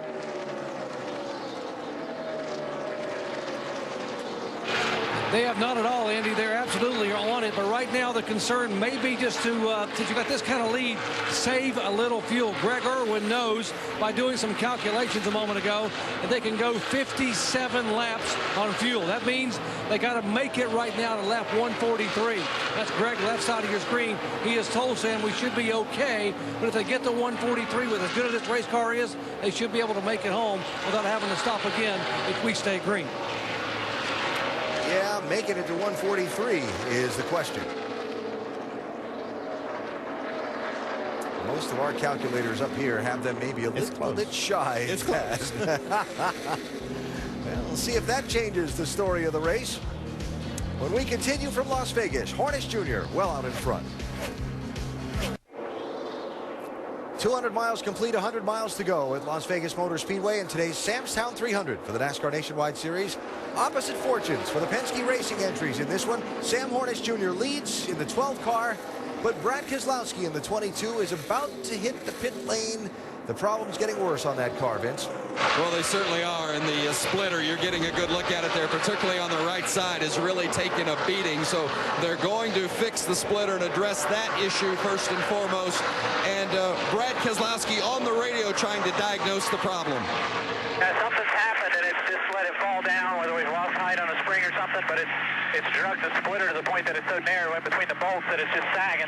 That's what you're feeling, shaking. So we're going to get a plan on actually, and the way it's bouncing, Jeremy, it's more likely that it had a shock issue or something. Well, there you see the guys that are working on the front of the car, replacing that splitter. Also on the right side of your screen, the man that is on the right front working on a shock issue as well. Temperature problems for the 22 also, and Brad Keselowski had to back it down to about 3/4 throttle. He was warned by NASCAR that he had to pick up his speed because he was not getting to the minimum speed. So a lot of issues for the 22, a couple of laps down. And by the way, as you see his teammate and the race leader, Sam Hornish Jr., Hornish had also at one time reported a vibration, and that was relayed to Brad. So whether or not those two would be connected, don't know that at this point, but certainly something that the 12 is being kept abreast of as well. All right, Vince, thanks. Yeah, but I was down in the garage. These two cars, the 12 and 22, have completely different setups spring-wise. So I'm not sure you'll see any problem with Sam's car in this regard. And I talked to Greg Irwin. It's something that they've been working on that they wanted to try. They didn't have a lot of time to practice with it, so they decided just to put this new setup in the car. And Brad kind of opted to stay with what has worked with them before here. So I don't expect Sam to have this kind of problem. Hornish out in front by 4 seconds. Other things going on. Parker Kligerman has just taken the 77 car behind the wall from 11th position. It's only been there a moment or so. And here they come back out onto the racetrack. So we'll get the follow-up there on what's happened to that car. But he was 11th. And caution is coming out for debris. Caution, debris. Caution for debris. Go ahead, Greg. And Kyle Busch had just taken the second spot away from Brian Vickers right before the caution came out. Interested to see if that debris isn't something that maybe came off of the 77 of Kligerman. I didn't hear the location of the debris in the call for the caution, but it puts us under the yellow for the 6th time, and just in the nick of time for green flag pit stops to be saved. Most of these cars were going to have to come in the next couple of laps, and now they'll get to do it under the yellow flag, and it sets us up right on the edge of that fuel window. Yeah, right there. We heard some guys could go 57 laps. It's only going to be stretching it 3 or 4 laps maybe to make this pit stop here. Probably see some fuel conservation going on this next run.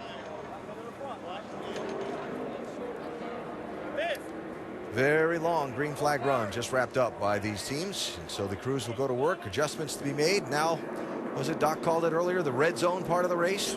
The critical time is now. Hornish, Kyle Busch, Brian Vickers, Austin Dillon, and Regan Smith, the top 5 coming out of the pit lane, Doc. And Kyle Busch will hit first, Alan. The 4 tires are going to wait on fuel. Kyle said the track has changed. His car was really good the last 4 laps. He was 2/10 faster than Sam Hornish. Sam Hornish, meanwhile, will take right side tires. They're going to get completely full of fuel. Now they made the change to 4 tires. Slight chassis adjustment because he's a little free off on exit. Got to get it full of fuel. Wait on fuel for Sam Hornish. Dave. 4th and 3rd, right of your screen. Austin Dillon, his car was a little bit better, but still free off. They'll make an air pressure adjustment for him in 4 tires. Brian Vickers down on the track bar, wedge adjustment. His car was mostly loose off on throttle. They'll also take 4 tires. Vickers will leave, and will he win the race off pit road? It looks like Kyle Busch. That waiting on fuel that we heard called by Doc on the Hornish pit stop is going to drop him from the lead back to 3rd position. And the deck is shuffled again here in Las Vegas. Our Ram race rundown from Vegas today. The hometown hero Kyle Busch now leading this race after starting deep in the field. Can he finally get that elusive Nationwide Series win at this track? He's in good shape to try. It's been a bumpy day for some people. It's a very rough racetrack on the bottom. You can see Brian Vickers leading there. Got loose through those bumps in 1 and 2. Lost the lead at that time. Trevor Bayne racing, Kyle Larson for the lead at lap 87. It didn't work out. Yeah, speaking of bumps, he got a little bump from Trevor Bayne right there. Kyle Larson did. Both have returned to the race after repairs, and Brad Keselowski, one of the pre-race favorites, also needing some repairs just recently. Yeah, I don't know if he had a shock to go bad, but it started dragging the splitter. They had to come in and make major repairs to the front of the 22 car. Keselowski now 8 laps down and still on the pit lane with the hood up as we get ready to go back racing in what is now a somewhat curious situation. So, Sam Hornish Jr. leading this race on a couple of different times today in that 12. Now having to wait on fuel on that pit stop, lining up third on the restart. A couple of guys just topped off the fuel. Brad Sweet and Dale Earnhardt Jr. and Parker Kligerman ducking behind the wall briefly, and now Jamie back on the racetrack. Well, about 10 laps ago, Parker Kligerman said, something's smoking, I smell it, I think it's us. And then all of a sudden he said, guys, we got to take it to the garage. The entire team, including crew chief, ran back to the garage. Just then he said, well, it had popped out of gear, but I think it's okay. I just have a cut left rear tire. They said, come back out here. So he hustled back out. They changed the left rear. He got on the track and said, guys, that was a stupid call on my part, and I feel like an idiot. I guess it was just a flat left rear tire, and he thought he had bigger issues and took it to the garage area. Well, at 180 miles an hour, it's got to be a difficult thing to diagnose behind the wheel. Well, that's why the first thing you do when you bring the car to pit road and then take it to the garage area. Let the crew kind of diagnose what the issue is.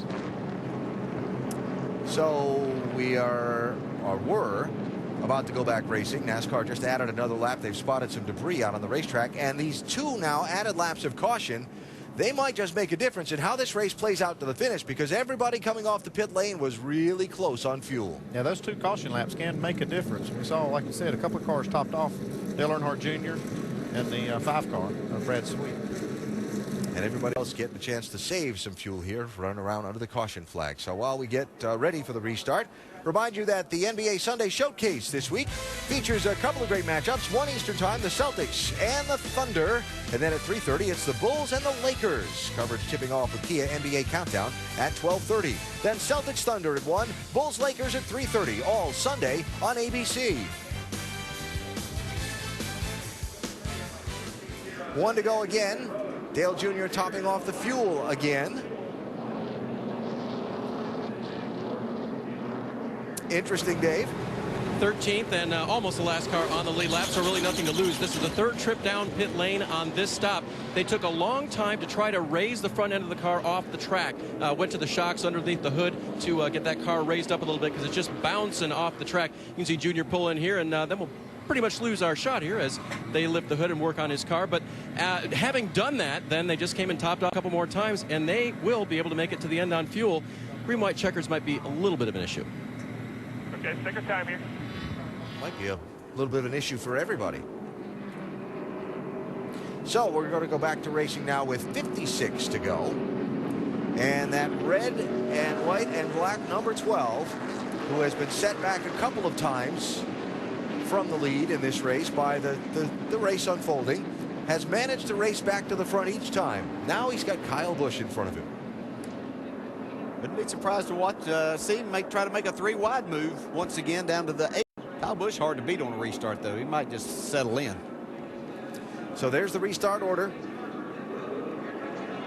And all kind of things in play. Aggressiveness, the difficulty of this racetrack, the fuel mileage situation, and some tough competition at the front of the pack.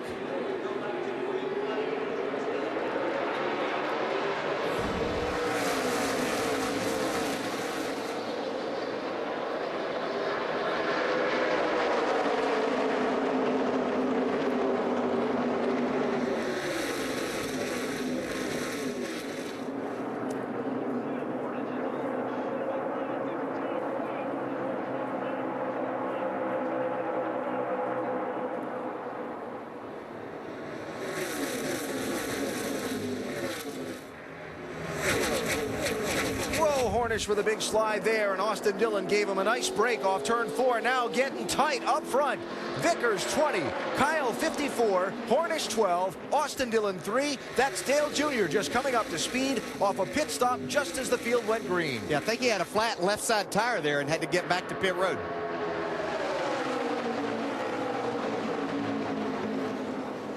Well, Sam Hornish had a huge run that last time off of turn 4. Looked like he might have intended to go below the white line to try to pass Vickers. He blocked that effort, though.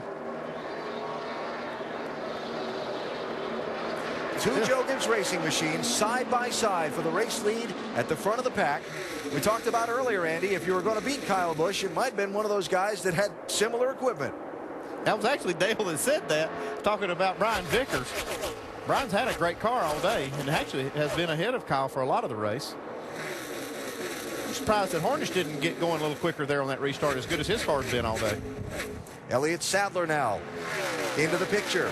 5th place in the 11 car. Yeah, we probably have as much sun on the racetrack now, and even though the temperature is not that high, anytime you get sun, that track temp will heat up a little bit, probably changing things around from what guys have had earlier in this race. So we'll see who made the best adjustments. See Elliott Sadler, Regan Smith racing right there. I talked to Regan after that little brief practice session, and he was not happy with his car at all. He said he felt like they'd be lucky to finish 20th today. He's been 5 for the last probably 50, 60 laps. Confirming it was a flat tire on the Dale Jr. car that had him on pit road as the field went green. He's a lap down now in 17th place. This the race for 3rd. Hornish continuing to try and find a way around the 3 car of Austin Dillon to try and get back up and race for the lead.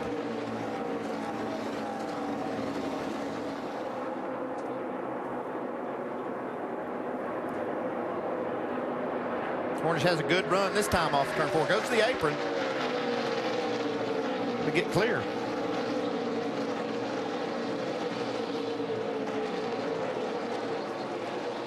And the only thing I believe, in my opinion, the only thing to keep this 12 car from winning this race today is fuel. This car is he's superior. Kyle Busch, Brian Vickers, 1st and 2nd.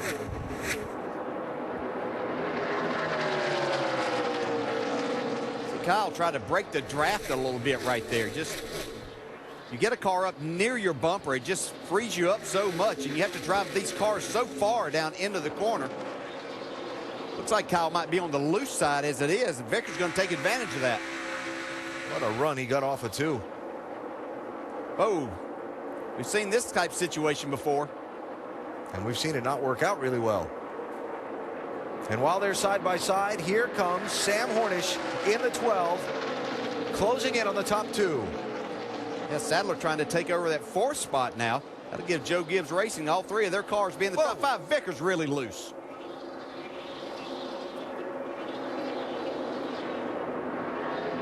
So Hornish by Vickers for 2nd. It's like that one spot is Vickers' weak spot on the racetrack, right in the middle of 1 and 2. Seen a couple times his car just jump out of shape right there.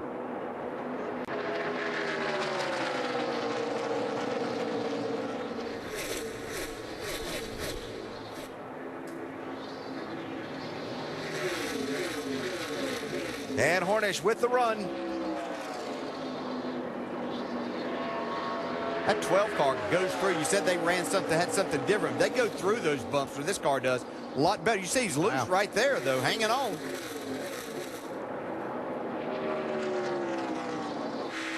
Literally sideways through turns 3 and 4. Yeah, and I bet Kyle Busch will be down on the door of that number 12 as they go down into turn 1, trying to loosen him up some more. Had to been Sam by about a foot if that were the last lap. And Hornish back out in front again.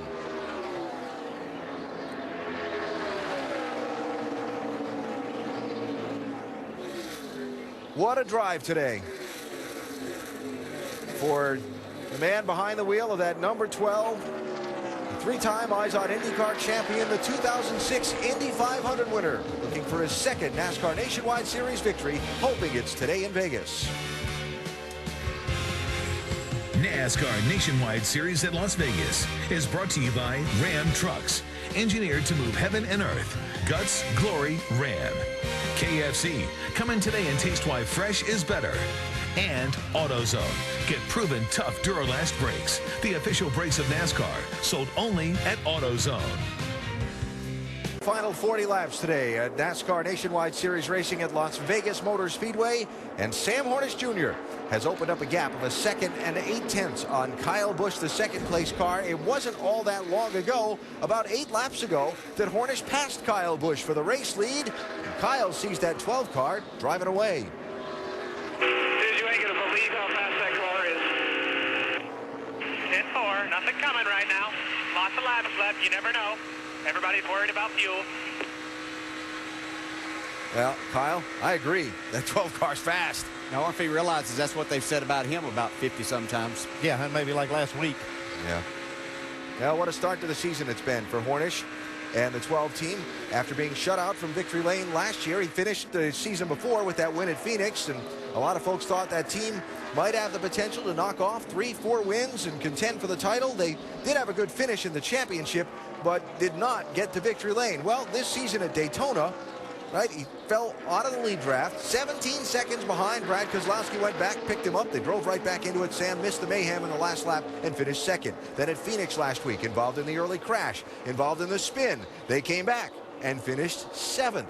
And this new pairing of Sam Ford with this team and crew chief Greg Irwin, it's sure showing some strength early in the season. Yeah, as impressive as he's been today, I've been impressed by those first 2 races on how they were able to react and to rebound from some of the misfortune they had and maintain the lead, even though they were tied for the lead coming here in the point standings. So I've really seen some great things out of this team. And that Greg Irwin is a really, really good crew chief. I talked to him this morning.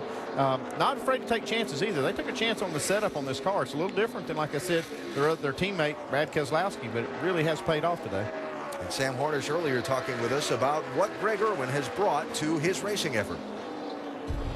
Greg's made himself very open. I don't believe that I've ever had somebody that works on my car as far as the crew chief to be as thorough as what he's been in the off season. You know, he's real hungry. You know, the last couple of years haven't gone exactly the way that he's wanted to go. And he's had that success in the past, so he knows that he can achieve it again if he puts himself in the right position. So I think that he's really trying extra hard. And showing some very early strength so far this season, and with all of those factors going on around them, the whole team changing over from Dodge equipment to Ford, and Greg Irwin coming in and working on Nationwide Series equipment and having to get used to a whole new organization and how they operated. It's really been an impressive start. And right now he's trying to manage this fuel situation that they have. I can see him on the radio talking just about every lap to Sam, and I'm watching the lap times and I'll see a fast lap, then I'll see one that's kind of mediocre. I'm just wondering just how close they are on fuel. Doc, have they let you know? Well, they are talking back and forth, Andy, as you just said a moment ago. And Greg Irwin, remember we told you that a year ago we went back and watched every race from last year and realized that it was the final 30 laps, the red zone, he called it, when this 12 team had their mistakes and miscues. He hopes that doesn't happen. Basically, they have told Sam, you should be good. Here again, the word should be good to the checkered flag. You will not be good for a green, white, checkered. Stay what you got. Stay the course. We should be okay for the checkered. If we don't have an issue, we'll be fine. Now, what about the 54 car? At the beginning of the day, we talked about how Kyle Busch had never won a race on his home racetrack in the NASCAR Nationwide Series. He had come so close as the white flag to see it go away. Well, guess what, folks?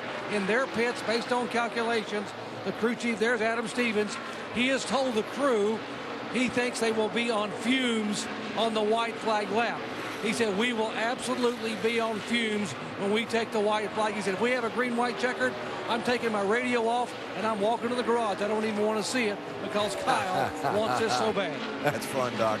Yeah, the last race that was won here on fuel mileage is 2 years ago, Mark Martin, and he pitted on lap 140.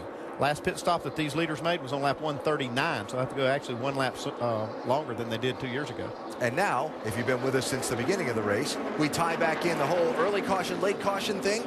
This track doesn't have that history of that very late yellow that a lot of others do. It can happen, but in the last 3 years, the shortest late run has been 25 laps. So you can't count on that little dash to the finish at the end to twist this one around. Now, you got to be saving some fuel as a driver right now, probably, if your car is good enough to be able to do that. makes it easier. But, you know, those 2 extra laps, we're going to go back to that they ran under caution and getting the field set and everything there could be the difference in making it or not. I saw Elliott Sadler. It looked like he made a big run up to his teammate, Brian Vickers. I thought he was going to be able to pass him easily, and then all of a sudden he's kind of settled it back in. Not sure he's not saving fuel at this point. Getting you a look back through some in the top 5 and top 10 here as we final 30 laps. Weren't with us earlier. Sam Hornish Jr. has been the dominant driver on the day, though others have taken their turns at the front. A couple of the major headlines. Hornish has been shuffled back a couple of times, has raced back to the front each time. Trevor Bayne and Kyle Larson crashed racing for the lead just after a restart. They both continued. Bayne's running 7th, though Larson is 5 laps down in 27th. And now the fuel mileage situation playing out toward the end of the race. If we don't see another yellow flag, who's going to have enough in the tank to get to the finish? Vegas is a great place for gambling. Somehow you knew I'd get that into. I think I got a lot of gamblers out here right now. Yeah. Trevor Bayne doing a nice job of coming back. They made some repairs to this car after he got into the wall earlier. Regan Smith, top 10 day so far after having a car that they described to you, Andy, earlier today as not what they wanted. He said he needed a mouth guard to negotiate the bump. Said he'd be lucky to finish in the top 20, but he's in the top 10 now. There's Ty Dillon shooting to keep his record perfect of finishing in the top 10 in every Nationwide Series race he's ever entered. He's 3 for 3, trying to make it 4 for 4. They might be holding him back, making him run that truck series. Grandpa might need to step it up. And Alex Bowman, I'll call him the young sensation with what he's shown us so far this season in that 99 car, running in the top 10. No less an authority than Mark Martin. Wow. That's some pretty good praise right there. Be proud of that. Yeah, it is impressive what he's doing, too. He just has such really good car control, and I think he relays good information to the crew and just pretty much keeps himself out of trouble, but gets a lot out of the race car. And if you weren't with us earlier, Bowman went to Mark Martin to seek his counsel on driving this racetrack that he'd never been on before today. Nelson Piquet Jr. talked with him in the garage area yesterday a little bit. There's so much for this man to get adjusted to in running the Nationwide Series full time. Yeah, he's a very smart race car driver, and I expect to see him really improve as this season goes on. I think he's going to be one of the front-running contenders later in the year, and him and Chris Carrier have worked really well together as crew chief. And in 12th position, Travis Pastrana, who's done a really steady job today. Yeah, he's been solid. I've seen him get himself in situations where he had to race cars on the lead lap. Justin Allgaier earlier in the race and a couple of others did a nice job at being patient but making passes. A very solid day for Travis here. Travis in 12th position. The only other car on the lead lap is Brad Sweet in the 5 car, and he is running in 13th position. And still on the lead lap in his first drive of this season behind the wheel of that 5.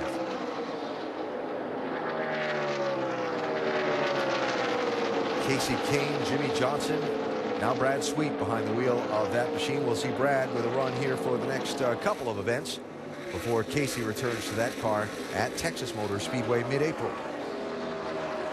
So there you go, 13 on the lead lap as Sam Hornish Jr. continues to lay down the laps, having a great run in that 12 car, but much to be decided yet, including how many of the leaders have enough fuel to the finish. Often having the fastest car here at Las Vegas isn't the winning car. Still, I'll take the fast car.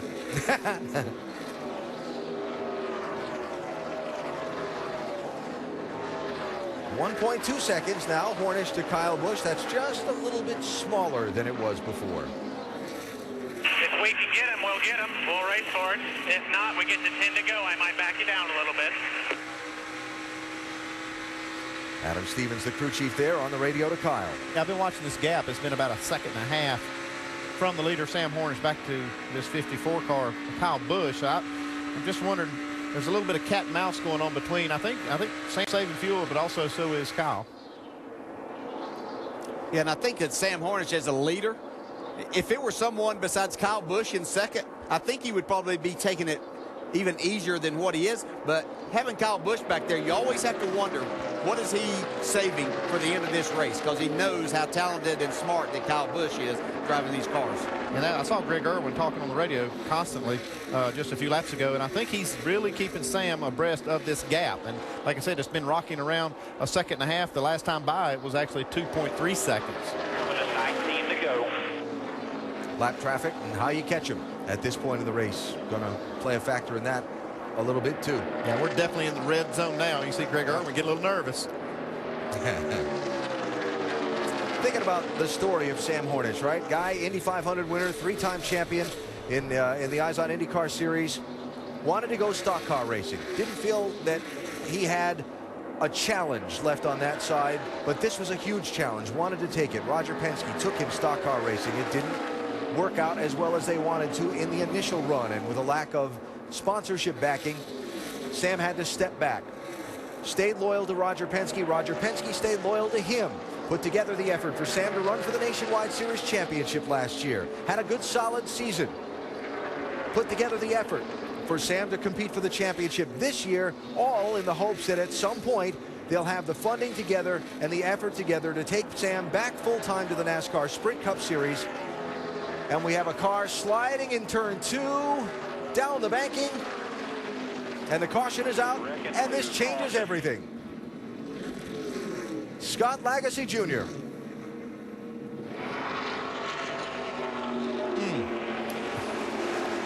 Do not want to be Greg Irwin right here. Well, this one with 17 laps to go now. And has everybody scratching their heads about what to do. Do you come in and take fuel? Do you stay out? Do you need, are fresh tires worth anything? How do you play it? I think fresh tires worth a little bit. You got 17 laps to go, and its caution's definitely going to help some of the cars that were close on fuel. You see Kyle Busch trying to save a little fuel. Lagasse Jr. running in 19th place, couple laps down. Like he had made a pass on in the entrance of turn 1. Couldn't carry the speed through the center. Got a little bit loose. Yeah, this is where being the leader obviously is a great thing, but almost the most difficult position to be in as a crew chief here, Andy. Yeah, it is. This is a very, very difficult decision for Greg Irwin, and this fuel situation being so tight. There's some of these guys, I'd like to be able to know all the numbers here to see where they're at as far as making this stop. There's some guys that may feel like they have to pit here because they can't make it. Pit road open. Looks like Kyle's that driver. Nah, he's staying out. I thought maybe he just knew he couldn't make it. It's a very tough decision. We've only got 12 cars on the lead lap. Make it 13 with Brad Sweet getting the free pass. So some of the guys toward the back end of the lead lap are going to stop here. Top 7 stay out. The rest come in.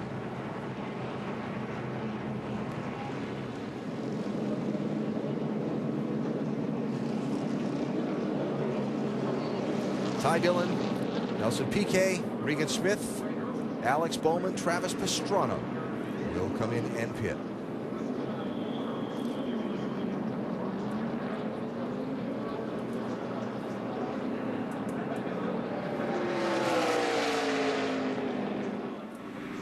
So caution flag out with 16 laps to go, and most of the front runners have stayed on the track, including our in-race reporter, Elliott Sadler, who runs in 4th.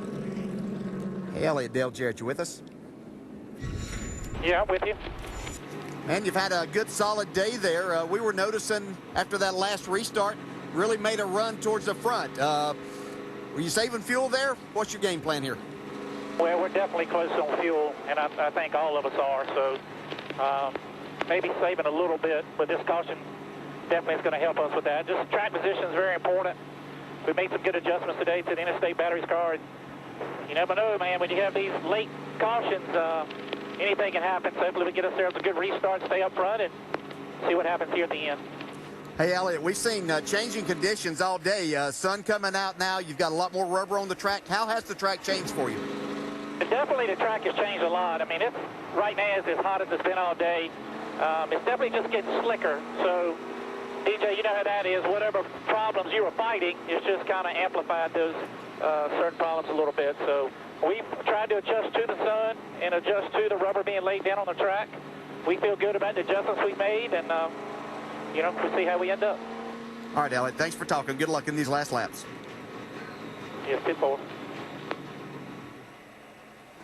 Well, judging by how some of these restarts have been earlier in the race with the 3 wide down into turn 1, this is going to be a little exciting.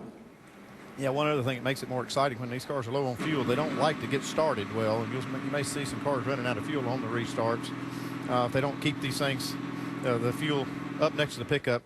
One thing is that they still have 15 laps to go, so they've probably still got a decent amount of fuel in there.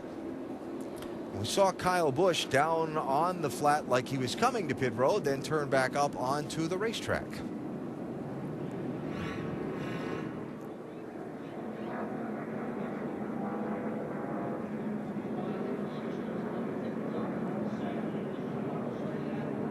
Kyle clear of the commitment cone.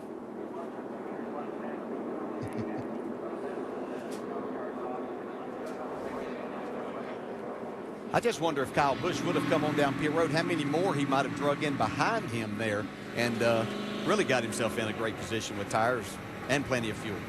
And were they going down there trying to make the 12 think they were going to pit and see if they could catch him? Because there were a few lap cars in the...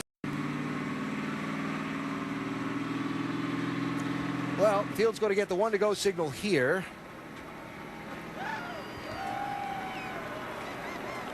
And for Kyle Busch, a nationwide series win here in Las Vegas.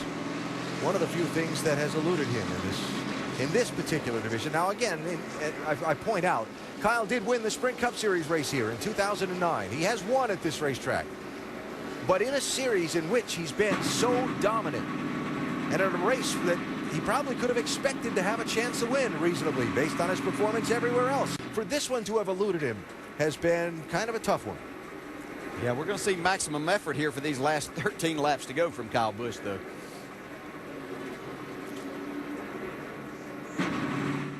Doc?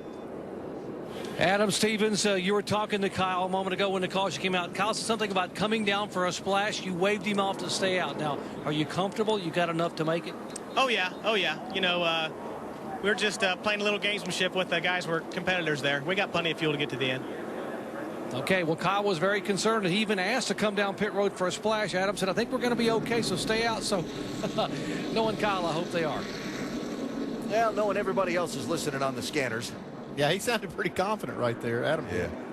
All right, doubled up for the restart. 13 laps to go. Hornish has chosen the outside lane in the red and white 12. Kyle Busch to his inside. Vickers and Sadler in row 2. Dillon, Austin, and Trevor Bayne in row 3. Will 13 be a lucky number for one of these drivers on this restart with 13 to go? Yeah, who spins the tires right here? Sam Hornish for one.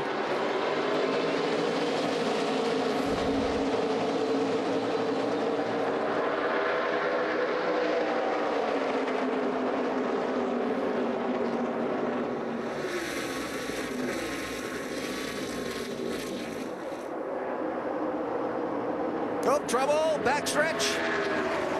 Behind you, caution behind. Yellow flag is out. That is Larson.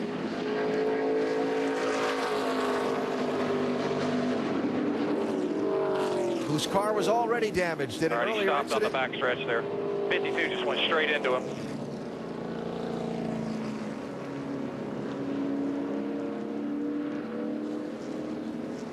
Car pretty well destroyed now. Good to see Kyle climbing from that car. It's done. Said that a couple of times already this year. Yeah. Man's taking some hard hits.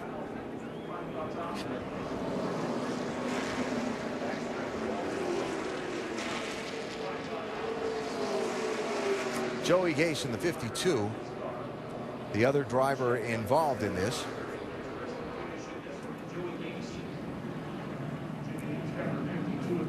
And the yellow flag out with now just 12 laps to go in this one.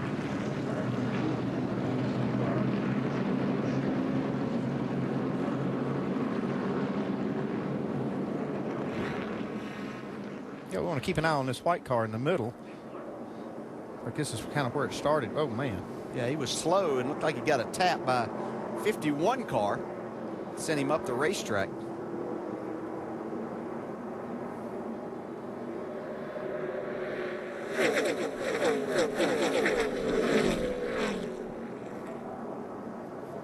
Wow, hard hit there. Yeah. Ryan Sieg in the 51 car. So contact from the 51 of Sieg into the 52 of Joey Gase as Gase was kind of sliding back into traffic, slamming Kyle Larson's car into the outside wall. Fortunately, he's climbed out of that one okay. Well, while they clean up the mess on the backstretch, we'll take a minute and remind you about next Saturday's Nationwide Series action in Thunder Valley. On the High Bank Half Mile at Bristol, 1:30 Eastern on ESPN. A little rock'em sock'em short track racing. Should be a lot of fun. Also next weekend, the Amalie Oil NHRA Gator Nationals down in Gainesville, Florida. 1:30 a.m. Eastern Time next Sunday for qualifying on ESPN2. And the final eliminations, 7 Eastern Time, Sunday, March 17th, ESPN2. There is the mess that is Kyle Larson's car, involved in an accident earlier racing for the lead with Trevor Bayne, then back out on the racetrack running a handful of laps down when he got turned into the outside wall a moment ago in turn number 2. And a hard hit.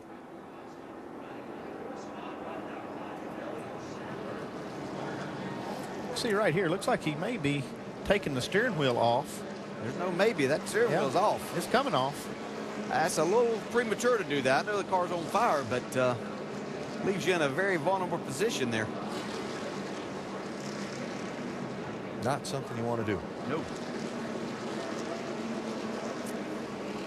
So an awful lot of cleanup needed to be done on the backstretch. They're working as fast as they can to tidy it up and get us back onto the green while the yellow's out. Doc, this take the fuel concerns away from the race leader? Well, let's find out about it. Greg Irwin calling the shots for Sam Hornish, and Greg had told the team, he said, this year, guys, when we get in the red zone, we got to score, which means win on the racetrack. Well, you're in the red zone. Do you have enough race car and fuel to pull it off to win today? Yeah, we've got both.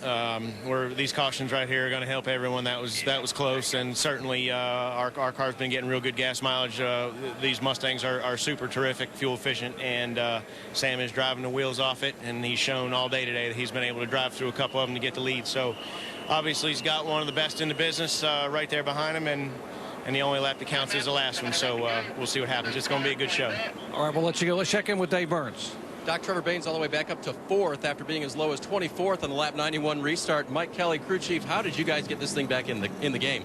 Man, we've had a really good car, even though it's got banged up. The guys did a great job repairing it, and Trevor's done a phenomenal job out there behind the wheel.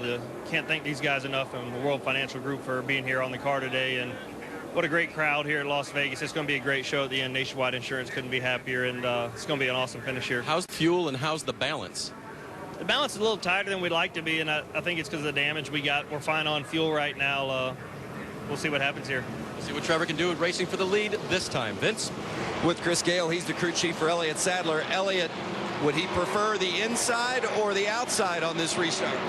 I think we'd prefer the outside, but at least I think it's going to be the 54 on the inside when the 12 chooses the outside lane. So we'll just see. I think we're going to have teammates lined up on the bottom, and hopefully the 54 gets off really good and we can follow them through there. I know Elliott's talked about the car being a little free throughout the course of the day. Do you have the race car to get it done here in these final laps? I think we do. I know we have the driver to get it done, so we just need to see what happens here and hopefully get a clean start. Thanks, Chris. Alan? All right, Vince, they're doubled up. There'll be 7 laps to go in this one. Last time, Sam Hornish in that outside lane didn't get going the best, but Elliott Sadler behind him kind of pushed him to get him going. Now, Elliott's down behind Kyle Busch, as we heard the talk about the Gibbs teammates together a minute ago. Yeah, Elliott wasn't giving Sam any option to get out of the throttle. He was spinning the tires, but he had horsepower pushing him from behind. All the Gibbs cars lined up on the bottom. And Brian Vickers back there in 5th. Yep. There's Brian in the 20. And Trevor Bayne. Sorry, DJ, in that 6 car. What a rally. Unbelievable. Yeah, just a great job by him. These inside cars face such a difficult job as they get down into 1, trying to stay wide open in the throttle going through those bumps. Sam Hornish Jr. has led 107 laps today. The next highest total is 27. That 12 car has been dominant today along with its driver. But he's got 7 more laps to go to see if he can win in Vegas. Here we go.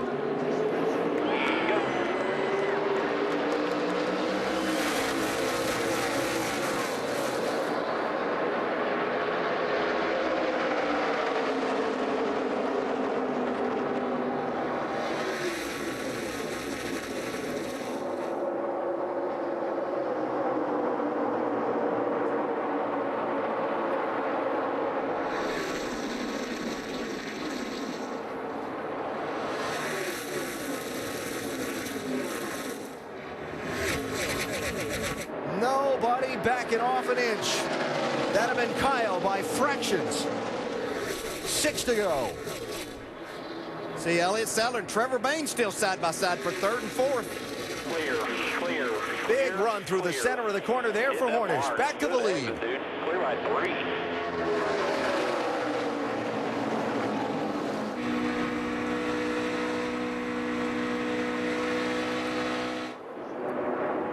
Sadler 11, Baynes 6, 3rd place. Sadler getting a little push from his teammate. That could help or hurt as you get down into the corner.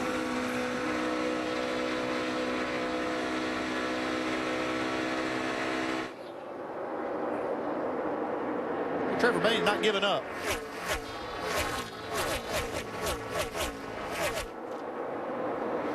See Sadler really working the steering wheel, trying to get a run off of turn 4 to take this spot away. As we saw earlier in the race with Bayne and Larson, the aerodynamics get tricky in these corners at Vegas when cars are really tight together in the turns. And what about, these are 3 guys that we expect to battle for the championship. You add 1 more there, the 3 car coming. All 4 of these guys could be there at the end. This is all for 3rd place.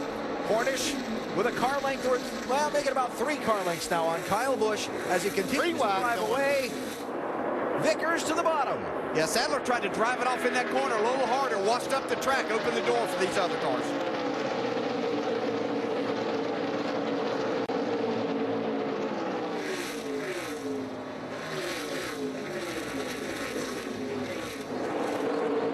PK just scraped the wall up in 2. Sorry, man, sorry. Don't give up on it. Don't give up. We stay green. 2 to go right here. What a fight for spots. Now Dillon 3, Sadler 11. That's going to be for 5th place as Hornish is inside his final 2 laps.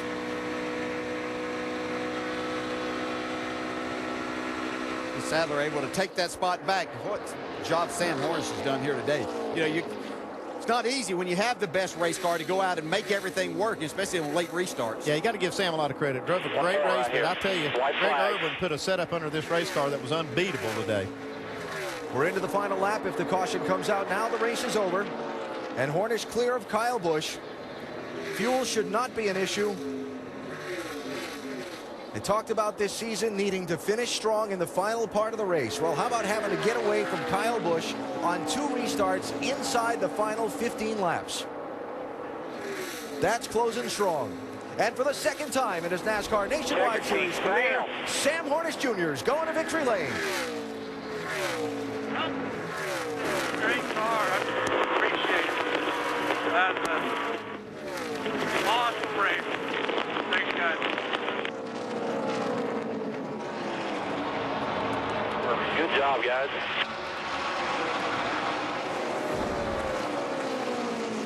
Sam Hornish, you are King Kong, brother. Awesome job. You won that one. Now for a driver and a crew chief who've had their share of lumps and struggles in the last few years in this very tough business that is stock car racing, they've paired up and they're going to victory lane in just their 3rd effort together. Yeah, this is a combination we're going to see all year long up front.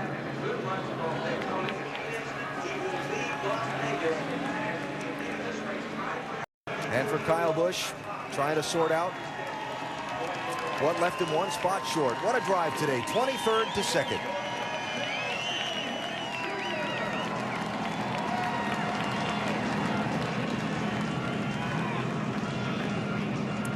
Hey, baby.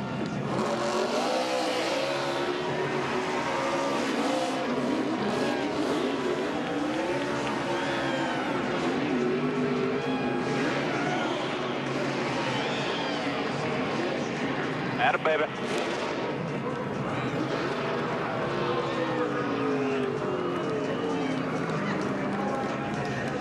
As a race driver, that moment's what you live for. It's just so hard to come by. Yeah, they're hard to come by, so you want to enjoy every minute of it. And if I go back to the conversation I had with Brad Keselowski and with Sam Hornish earlier this year, they were talking about going over to these Fords, how much better they thought their program was going to be aerodynamically and the engine, and they put it all together here today for sure. It's going to be the burnout while exiting the race car. Now, that's cool. That's cool right there. What's the flag?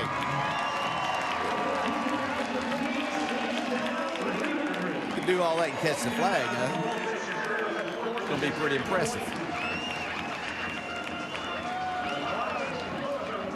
So Sam Hornish Jr. winning today at Las Vegas. Kyle Busch second, Brian Vickers third, Trevor Bayne fourth, Elliott Sadler is fifth. Let's check downstairs with Dave Burns. Well, last week everybody was chasing Kyle Busch. Kyle, describe what it was like trying to chase a 12 car today. I know what everybody else felt like last week, but it stinks, man. You know, just fought real hard all day and had a great piece. You know, I can't say enough about Adam and these guys, everybody on this Monster Energy Camry. Just it's good to drive, just wasn't fast enough. You know, there at the end just felt like we were getting beat everywhere, just all the way around the racetrack, solid 10th and a half or two. And it's, you know, you kind of hate to see that, especially with so many mile-and-a-half racetracks this year that we got beat like that there. But, you know, these guys will go to work hard, and, you know, we'll continue to try to get better, make improvements. And second's not bad, so, you know, we'll see what we get here in the next couple weeks. Did you feel like you might have had it today, though, and finally broken the nationwide string here at Las Vegas for yourself? Nah, you never count it until the checker flag flies. Kyle Busch, a strong second-place run today. Vince? And his teammate was in third place, and that is Brian Vickers, his best finish of the season. A little bit loose at the end. What was the difference for you? You were digging for third, that's for sure. It was very loose. Well, you know what? The good news is we got a top 10, which means 10% off for DollarGeneral.com. But the guys did a good job. We started off too loose. We put wedge in it, but it hurt us in the bumps. It was the only place that the 12 was beating us. We took it back out at the end, hoping to get through the bumps, and we just got too loose. But it's a good nationwide insurance race today, and I'm just really proud of the effort by the guys. Thanks, Brian. Dave? And Trevor Bayne breaking it down with crew chief Mike Kelly and Jack Rouse. Trevor, can we get a quick comment from you? Thanks, bud. Hey, that's all right. Tough day for you to begin with. Talk about the incident with Kyle Larson and then coming back from that to finish fourth. Yeah, I mean, these guys never got down on me all day, and they built me a car that should be sitting in victory lane right now. And it's unfortunate that we had to battle back, but even with damage, it was still a fourth-place race car, and I'm really thankful that they give me cars like that. You know, Kyle will learn it's just something you don't know how to. You don't know about side force when you short track race. That's not something you use. It's not something you can do. And so I remember my first couple races in Nationwide that put it on somebody's door. I think here last year I did that to somebody even after being here for 3 years. So you just got to learn it with experience. Air is so important in these cars. Whether you touch bodies or not, the air does a lot. And he put it on our door, and we wrecked there in turn 4. But I'm really proud of these guys, like I said, for battling back with World Financial Group to be able to finish fourth and have a solid points day. We're ready to win this Nationwide Insurance Championship, and we're going to fight for it. Great comeback today for Trevor Bayne. Vince? Never want to argue with the top 5, but I know Elliott Sadler was thinking you had something a little bit better than that. Still a solid day for you guys today.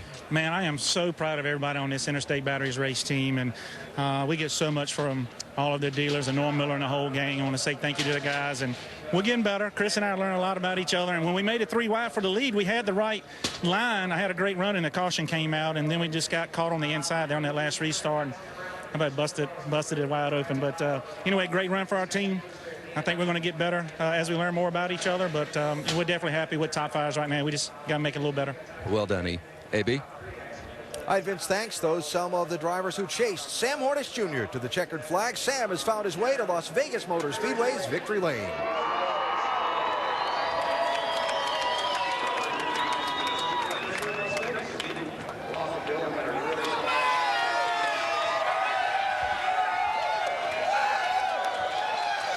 And a shower of suds. By the way, this is Roger Penske's very first win at Las Vegas Motor Speedway as Sam climbs out and celebrates. There's Greg Irwin talking about getting to the red zone and making it. Boy, what a way to finish. Sam, today when we talked this morning, you said 6 times a year ago you had a chance to win but couldn't finish the deal. Today you finished it and you beat Kyle Busch at his home track. How'd you do it? Had a really good race car, and the guys at Penske Racing gave me an awesome race car. car was really good on restarts. Got to thank Rob Shade's power for that, and just really excited to be able to get the worst group guys all to victory lane. It's an awesome feeling. I want to thank God, thank my family. Can't wait to go home to see my wife and my little girls, my mom, dad, and everybody, and just enjoy the having a car that's this good. I mean, I'm only winded because of trying to get in and out of the car and all that good stuff, and the way that the car was handled was just perfect, and I could take my time, and dreams are made of how cars like that run, and Kyle put up a heck of a fight and raced me clean, so it was a real fun race. Sam Hornich's dreams came true today at Las Vegas. Alan? Jackpot today for Sam, and setting his effort to win the Nationwide Series championship on a high-speed course. And it's off to the short track in Bristol next Saturday, and then the big 2-mile track in Southern California the week after. Some great venues coming up in this opening stretch of the season. Up next, college basketball, the Ohio Valley Tournament, Murray State and Belmont. So in Vegas today, it's Penske Racing and Sam Hornish Jr. who dominate and take home the jackpot as the winner of this 300-miler. We'll talk to you next weekend from Thunder Valley.